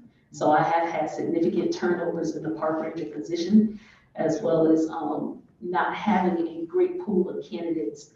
I'm in the process now of certifying hopefully a list for park rangers, but unfortunately, looking at the list, we have only had 3 candidates that have actually applied. And so if they are not qualified for the position, I'm back to square one. And as you know, the process for hiring, it can be tedious and cumbersome, so then it takes a while to fill the positions, but I'm hoping to at least be able to get 2 out of this round that is coming up, and being able to keep them is going to be another story. Possibility that maybe we can look at revamping the whole job description for a park ranger, looking at comparable salary other places, because I say that because even certain equipment within the Parks Department, that climbing wall, summer is coming, right? Lots of people, from departments will call on the Parks Department for use of that. But if you don't have the staff like those, that has to be staffed by rangers, educated people that know how to present, how to use it in the public for safety and or for, you know what I mean? You are trained in order to actually use the rock climbing wall. Yes, indeed. If you're not trained, then, the city, it can be a liability for us as a community. So, let's try our best to get more park rangers hired. I will never deny anyone on this committee who wants to give me more employees. I will never deny you your wish. I will make it come true. Thank you, Ms. Bush. Thank you, Chair Marshall. Thank you, Alder Hamilton. Questions from colleagues? Further questions? Alder Fester. Thank you, Mr. Chair. Just to touch on the park rangers, how closely do they work with the Friends groups? They work very closely with the Friends groups. There are approximately 30 different Friends groups. And again, I'm talking about 3 rangers. So there are great expectations. And sometimes, I do have to intervene to make sure that what expectations can be met without overworking them or coming into conflict with anything else that, happens when you are a director and you're working with unionized employees. And so we have, I have to make sure that boundaries are set until we are able to expand our rangers in order to meet. There are many needs from our friend groups, and we understand that every park is important, and we want to be able to address and give our friend groups what they are looking for. But unfortunately, I just don't have the staff at this time to be able to do it. So I am a little short-handed, but I'm trying to work it out with them so that they're not too mad at us or the park ranger. Yes, so most of the problems with working together is union rules. Is that what I'm understanding? Well, again, so I have 3 rangers, and if we met all the requests, there would be a lot of overtime, which can become an issue, or we don't have the staff for the state safety aspect of it. So for example, like with the rock climbing wall. So I don't want any conflict with our unionized employees, because there's certain things they still can and cannot do in regulations or anything that's coming in regards to the use of overtime. I'm trying to keep a control of the budget. And so I just have to be flexible and try and balance the requests and prioritize them and what can be done. So our friends groups have been understanding, when I just speak to them, it's like, I don't have it in my capacity right now, and we're trying to figure out ways in order to make it happen. But also, in regards to unions, I have to make sure that if I obtain any additional help or support, that I'm not going against any kind of union contract issues or doing any kind of subcontracting. So all of this has to be taken in consideration depending on the request that is coming. Although many, if not all of the friends groups are volunteers. Mm-hmm. So, and I know a lot of them get together mainly on the weekends to Yes. either plant bulbs or clean, weeds and the trails, Mm-hmm. etc. So I look at it as a partnership, and it should be a partnership because it's also benefiting our parks. But absolutely, I don't want to focus on that. I just want to make sure I understood how the partnership works regarding the friends groups. So from my lens, we have a wonderful relationship. As you can see the smile underneath my mask. The Youth and Recreation Department has a wonderful relationship with the friends groups, and they will come and they have volunteered, and we do keep in contact, and there is an open line of communication. We also support them in many different aspects. Many of the friends groups may be work sites for our Youth at Work program. We also have a couple of the groups who apply for RFPs and are physically working out of our buildings. For example, like a URI, who has an RFP to run programming out of our East Rock Trowbridge Center. So we are working with the Friends Group. I think it is a wonderful relationship. It is a great two-way street, and I'm always trying to keep communication open. But I also balance that with making sure that I'm taking care and supporting my staff with what they, making sure that they are not overtaxed or overburdened with requests that come in. And speaking of like the Trowbridges, where programs are now being made available to the residents, how are those programs going? There were 3 or 4? Yes, so we have 3 buildings that are being used right now. We have East Rock Nature Center, where we have 2 organizations in there. Monk Jazz Group STEM program. We have URI. Over at Barnard Nature Center is Solar Youth, and we also have a memorandum of understanding with New Haven Youth Tennis, who will be using the Sal Purtle building once the renovations are complete. And so it has been going well. And so we are looking at continuing this relationship as the MOUs come to an end on June 30th. We are starting now to do a renewal so that we can continue that program and still have them using the building during the summertime as we're running our camps out during the daytime, and then going back to the same status quo of the program 7 days a week after Labor Day, once that starts. So we are very pleased with the collaborations that we have with those organizations, and as the buildings come up, we will have more RFPs out for other community organizations and friends groups, whoever wish to apply to use those buildings and run programming. The goal of the mayor and the vision of this department is to have programming in there, if not 7 days, 6 days a week, for families to come in and use. So we say families because it is important, and we can't just focus on the youth. We have to look at the whole echo map and see every part that is contributing to their growth and their well-being. And we recognize that it is the nuclear family. So we are trying to make sure that we have programming where families can be included with the youth. Now, these funds are for special funds. I was going to say AARP, but ARPA, I'll stick to that term. I mean, a lot of these are special funds, and what is the plan to continue this type of programming?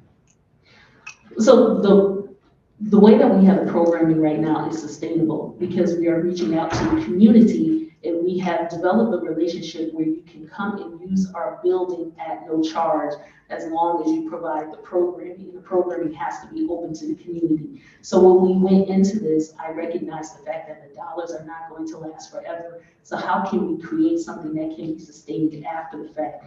And that was the way to do it, by making sure, and as the buildings are renovated, we also have to include that maintenance back into the building. That's how we became in the situation we are now. We built beautiful buildings, but we did not put into the budget the maintenance. And so now the buildings are dilapidated. We now have to go in to fix them and bring them back up to code so that we can have programming back into the building. So our biggest portion, once the buildings are done, is just the maintenance of them. The actual programming is not a cost to the city or this department at this time. Okay, and I do remember that. My senior brain. No problem. Okay, and these programs have been successful? Yes, they have. And the maintenance comes out of the capital, it comes out of your department, or which department, engineering? I'm not sure. Yeah, this is a combination of engineering work with youth and recreation. Engineering is really in charge of, city facilities. So my office works with engineering on different facilities, repairs and things like that. And it's all in the engineering budget? Yeah. Okay. For all the plans, for all of the. Yeah, again, these are renovated spaces. So as Ms. Williams said, I think the plan is, once all the renovations are done, making sure you build something to maintain it within the budget, which is something Mr. Zinn would work on once we're completed. Yeah, because once we fix them, we want to maintain them. You don't want them to get dilapidated again. Okay, and regarding the programs, particularly, like the hockey program, it's limited to 6th, 7th, and 8th graders. And what is the maximum number that participate or can participate? So I'm going to ask Abby Dixon to come up to explain, give more information in regards to our program. Or, I mean, we can also get that information. Okay, we will send you that information. Because it'd be, actually, Mr. Chair, it'd be great to have, there's other programming too, just overall, how successful have they been with the number of how many youth, and what is the maximum number of youth? Okay, I can provide you that information after this meeting to the chair. Okay. Yes, that would be appreciated. No problem. Yeah, just And to we should help also them. just check in with our colleagues on the youth committee because they may have already covered some of this ground, but information about programs and results would be appreciated. And it's specific to just the hockey program or all our programs? It'd be good to have a general idea for all the programs on the number of youth that are participating. Oh, okay, no problem. And what's the capacity for those programs? Because that will help us understand, how to expand it if we have to, or, that. You also meant, this will be, I think, the last question. You mentioned the monument is open, but it's only open on Sundays, and there's been, quite a few requests for it to be open for ADA and others, just FYI. But is that true? It's only open on Sundays? Yes, so in working in collaboration with the CAO office department, we came up with a schedule to be able to open the monument. So I will concede to Ms. Bombero, who took the lead on that, but our yard will play their part by making sure that we have park rangers to assist with tours during the day, and to address ADA or seniors. We want to make sure that anyone who wishes to get there does have accessibility in the tour guide as well. Great, thank you. Thank you, Mr. Chair. Thank you, Alder Fester. Further questions? I'll ask just one. which I asked to Director Piscasolido, which is in regards to the reorganization that did a couple of budgets ago to take Parks and Rec, pull them apart, put Parks with Public Works and put Rec with youth. How, in your view, has this marriage between youth and Rec worked?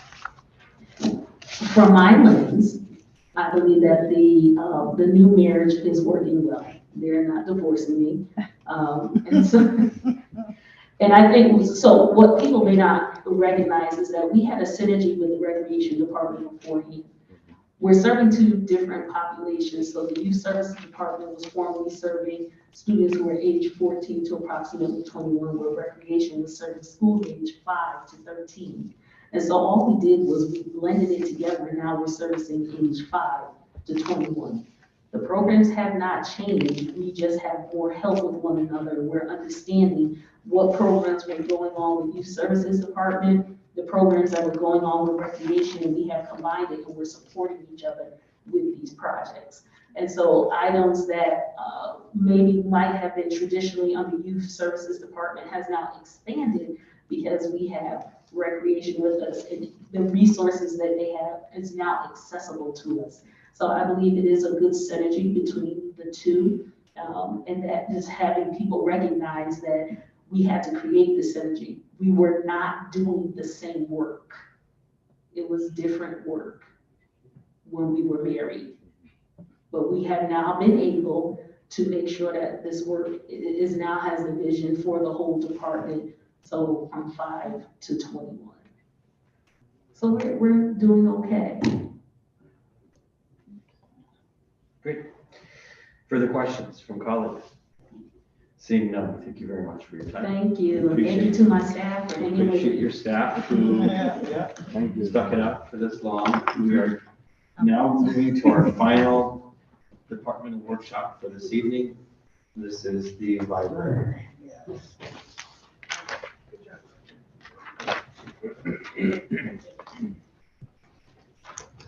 Good evening. Name and address for the record, please. Good evening. I'm Maureen Sullivan. I live at 201 Fox Hop Yard Road in East Haddam, Connecticut, and I'm the active city librarian. Okay. All right.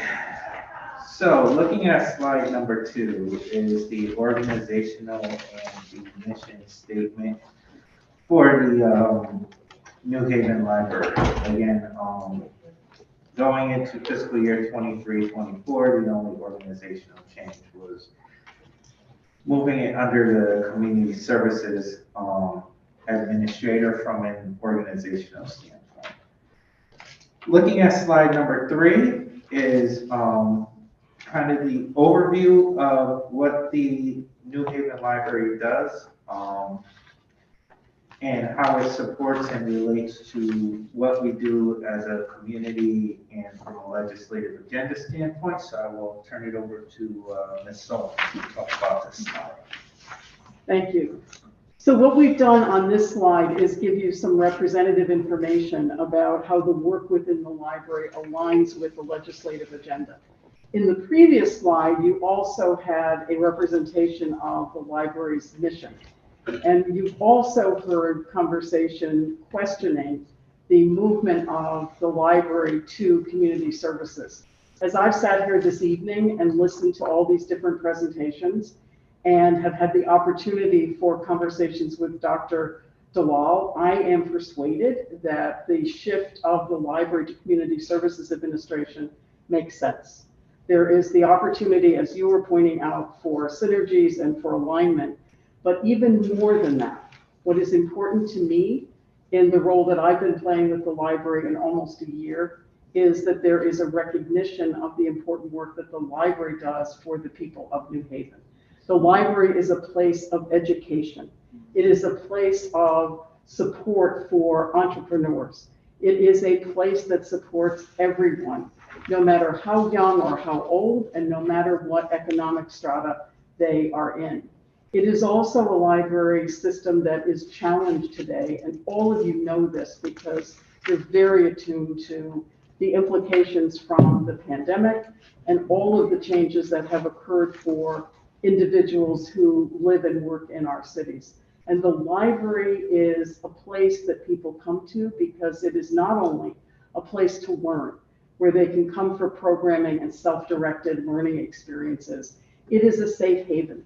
It's a place where everyone who works in the library welcomes individuals until they begin to act up and present challenges to us in the form of the incidents that we see every day. Every morning I start my day reading the incident reports, and some of the behaviors that our patrons exhibit are beyond what I would have expected.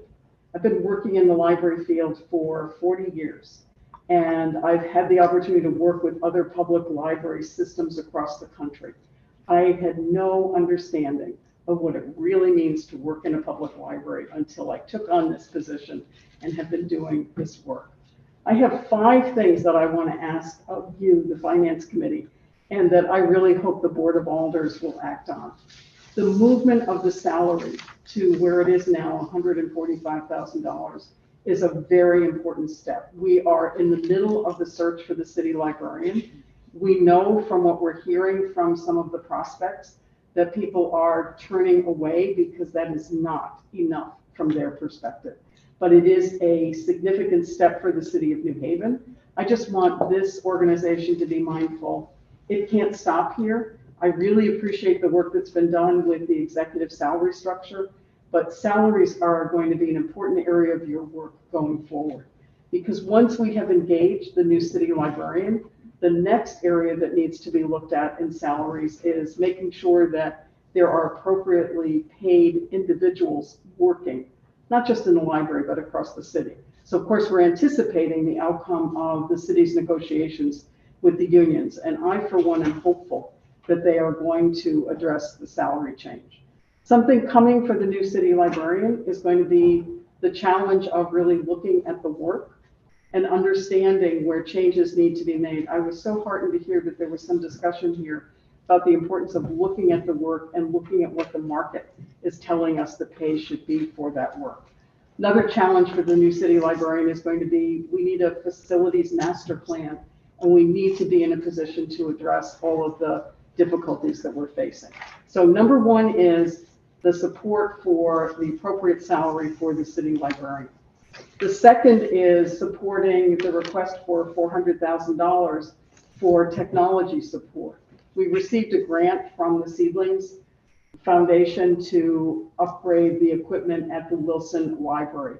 And the work to plan that caused me to understand that we need to do this work across the library system, because we have not replaced some of this equipment in more than 10 years. And you know what the innovation cycles are with technology. And as the technology improves, the price tends to go down, but there also is a demand for us to keep up. So the city library also needs a replacement plan. And to get us started, we need the $400,000 that is in the budget. It's in the IT part of the budget, but my colleague, Mr. Gormany, has assured me that the library will retain control over how that money is spent, and that's very important to us. Another thing that's going to be important for us is, you probably don't want to move to the next slide quite yet. So I've covered the city librarian salary, the technology replacement program that we have started. And we also hope that you are going to support the technical amendment to make the librarian 2 position in the Wilson Library a full-time children's position. That was caught as an error in the budget planning, and I'm very appreciative that that error has been recognized and that we can act on that. And then the last one, if we can go to the next slide, is something that I thought was very important to make you aware of, and that is the city is slowly making progress, moving to a point where 1% of the budget is devoted to the library. The standard in the state of Connecticut and elsewhere is at least 1%. And we've provided a slide here to show you where New Haven sits against the other major urban areas. And I just want to say to all of you, from my perspective as someone who has really had the privilege of working in this city and working with the library staff and understanding all of the needs that are there, I really think you have an opportunity with the new city librarian coming to take steps to move the library's budget to that 1%. And if you can't do it this year, I really encourage you to start thinking about how you will do it next year. And there was conversation here about the need for more positions. One of the challenges the library faces is we cannot get to full staffing. And even if we were at full staffing with the positions that are allocated now, that would not be sufficient to enable us to do all of the work that needs to be done. Is that okay? You. Next slide. Okay. So moving on to slide number 5, is really the overview of the budget. The budget is increasing by $370,175. Ms. Sullivan touched on some of that increase, which is the librarian salary, but we also did increase part-time library, the part-time library account. My apologies, but my computer went off, so.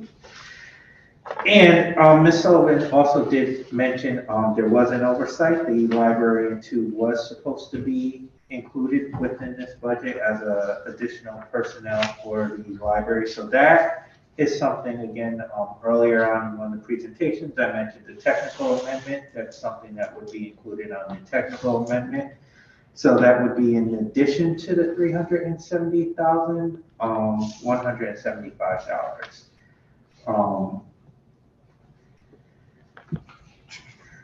So moving on to slide number 6 is really the pie chart. As you can see, on the general fund side of the library budget, 76% makes up the personnel, which includes full-time and part-time for the main library and the other libraries within the city. Slide number 7 is really the numbers breakdown of the different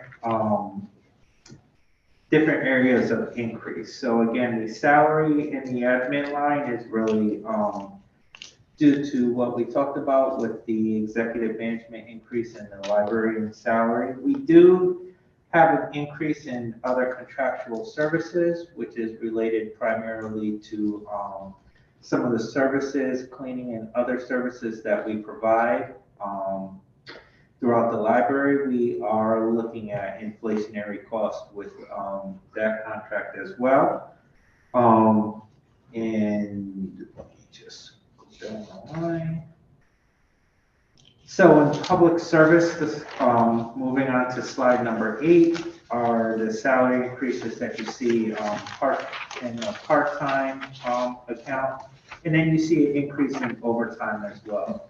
So the increase that we're looking at in public service with part-time and overtime is primarily related to Sunday hours. Again, we know there has been conversation on Sunday hours. That is currently being negotiated within the union contracts. That has come up as a topic within both unions that are still open on 884 and 3144. But we are making very good progress on negotiations. So looking at going into next fiscal year and working with Ms. Sullivan and her deputy and other staff, we looked at what more do we need to make sure that this happens in Sunday hours within the library branches. So that's primarily the increase that you see in overtime and the part-time salaries. And part of that is looking at staffing model with part-time as well, related to overtime, and some of our non-personnel increases in the maintenance line as well, related to Sunday hours. I believe I got that. So moving on to slide number 9 is what I just referred to, the increases.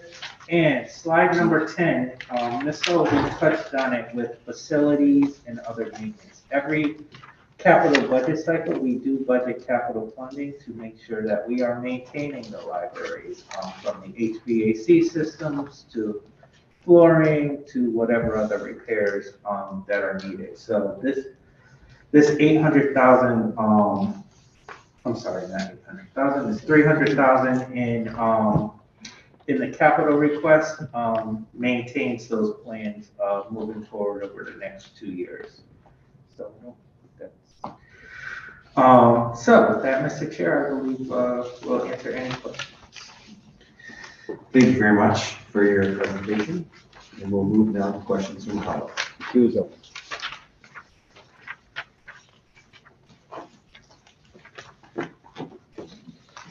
The queue is open.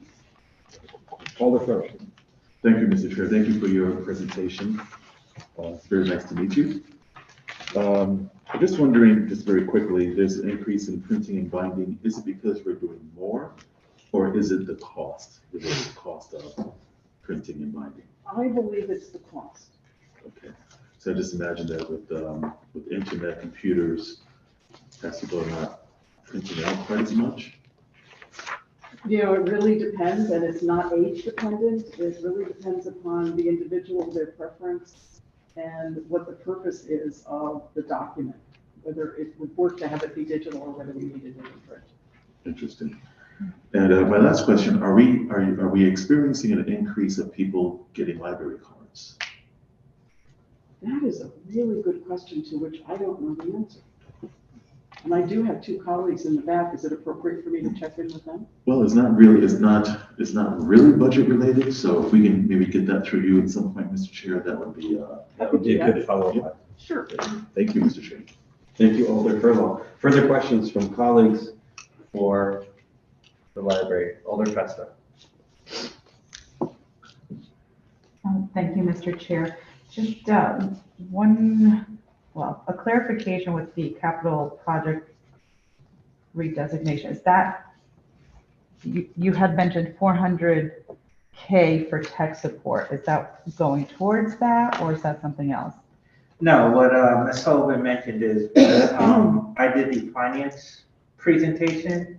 Part of the presentation is the capital budget, which we budget different IT departments within that budget, because a lot of them fall under IT because we work citywide. Part of the overall allocation was 400,000 for the library. When Ms. Sullivan and her team came to us during the budget process, during the capital process, with the needed improvements from a technology standpoint, we included that 400,000. So it's budgeted in the finance portion of the mayor's proposed budget. Okay, so what are the library improvements that this 300K is? So the library improvements really deal with the different repairs and maintenance that happen with the library citywide. So if there's a new HVAC system, roof, flooring, flood, erode, whatever may happen with that overall facility that needs to be repaired, that's where these funds come in. Okay, so it's there just in case something were to happen. Actually, or do we have a list? It's in anticipation that it will. Okay, thank you. And then I see here the well, hang on, I can't see anymore. Oh, the rentals and contractual services increased. What increased there? You probably mentioned it, but you know. Yeah, so again, we have certain contracts that are coming up. Again, the library has a cleaning contract as well, along with security and other maintenance. I can get you some more specifics. Like I said, my computer unfortunately died, so but yeah, that's what it's really made up of. And again, as we mentioned with Sunday hours and stuff, also adding on to some of those contracts, such as the cleaning contract, because the library would be open on Sundays, is where we're looking at the increased cost. And it would be security as well as cleaning of Okay. facilities. And you know, just touching on, I did read the article in the Yale Daily News that my colleague and chair of this committee referred to earlier. I was actually saving that question for this, but you know, and it sounds like you are in agreement that it's a good thing for the library to fall under CSA, which is good news. Happy to hear that, because we want everyone to be somewhat happy. but how will just going to the library, you see the challenges that are faced there with possible services needed there, even though Liberty goes there, et cetera. Do you have any thoughts on how some of those challenges can be addressed? I know, the city of New Haven is a very unique city, even compared to other cities in the state. But, is that something you will be working on together to try and figure out? Yeah, I mean, I can start a response, but feel free to weigh in. Sure. Yeah, I envisioned that we would work very closely on the challenges. And again, as I referenced in my previous response, this doesn't mean that libraries become, kind of a service center per se, but perhaps they become more efficient in navigating folks. I know Ms. Sullivan mentioned the incident reports she has to review every morning. I could envision a scenario where we collaboratively look at incident reports, see the individuals involved, and see how we can support them so it doesn't escalate into something like, well, they can no longer use the library because, the situation escalated. So I could envision scenarios where we work very collaboratively with the other departments like Department of Community Resilience and their contractors to come up with plans for folks so that they can continue using the library in a productive way. But if they can be best suited by another setting, that we have a way to navigate them to a different setting, whether it's housing or crisis or anything like that. So there's many possibilities in terms of how we could coordinate those services. Based on those reports that would be part of it, but it could yes. be beyond just the reports. It could be through talking to library staff or talking to the current social service provider, Liberty. I guess what we don't want, I'm sorry, I know, is to take away from the library staff what is important, and that is addressing library concerns.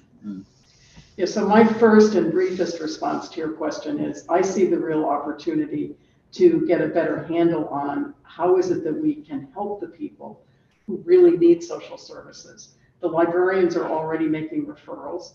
The library staff, librarians as well as aides and technical assistants already work closely with staff in community services. So I see the opportunity to strengthen that.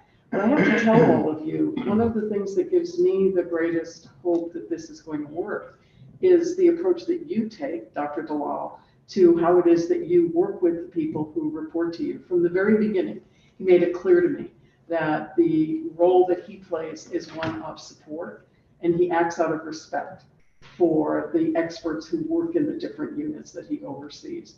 And the other thing that I take heart in is the fact that you meet regularly with your direct reports and you also bring them together. So when you asked your question, I was sitting here thinking, one of the first things, if I were the new city librarian, I'd be excited about is the opportunity to be in a room with the people who came before me this evening and really explore further where are there opportunities for strengthening the collaboration.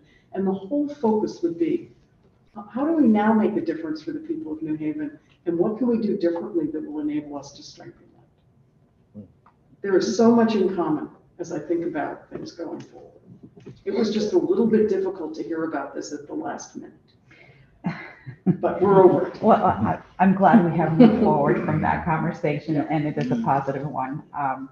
Thank you, Mr. Chair, and thank you for your responses. Thank you, Alder Festa. Further questions from colleagues?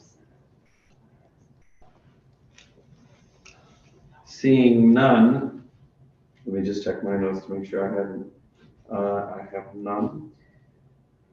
Thank you very much. Thank you. Thank you, Mr. Gormley. Thank you, Dr. Dwell. Thank you. Thank you. Dr. Sullivan.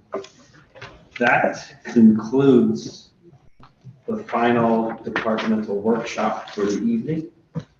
And before a motion to adjourn is appropriate, let me just remind colleagues that our next meeting, I believe, is Thursday, the 20th of April. It will be our third and final public hearing on the mayor's proposed budget. We will also hear from the special services districts, and a few other things that I'm not remembering. There may be The Economic Development Administration, how could I forget that? City plan. Yeah. So there will be an action-packed group of departmental presentations after we have the public hearing. And who knows, maybe even one business item thrown into the mix. 6 o'clock, City Hall, 20th, Thursday. Alder DeColo. I move to adjourn. Second. Motion to adjourn has been made and seconded. Any discussion on this motion? Seeing none, all in favor say aye. Aye. All opposed say nay. The motion carries. We are adjourned.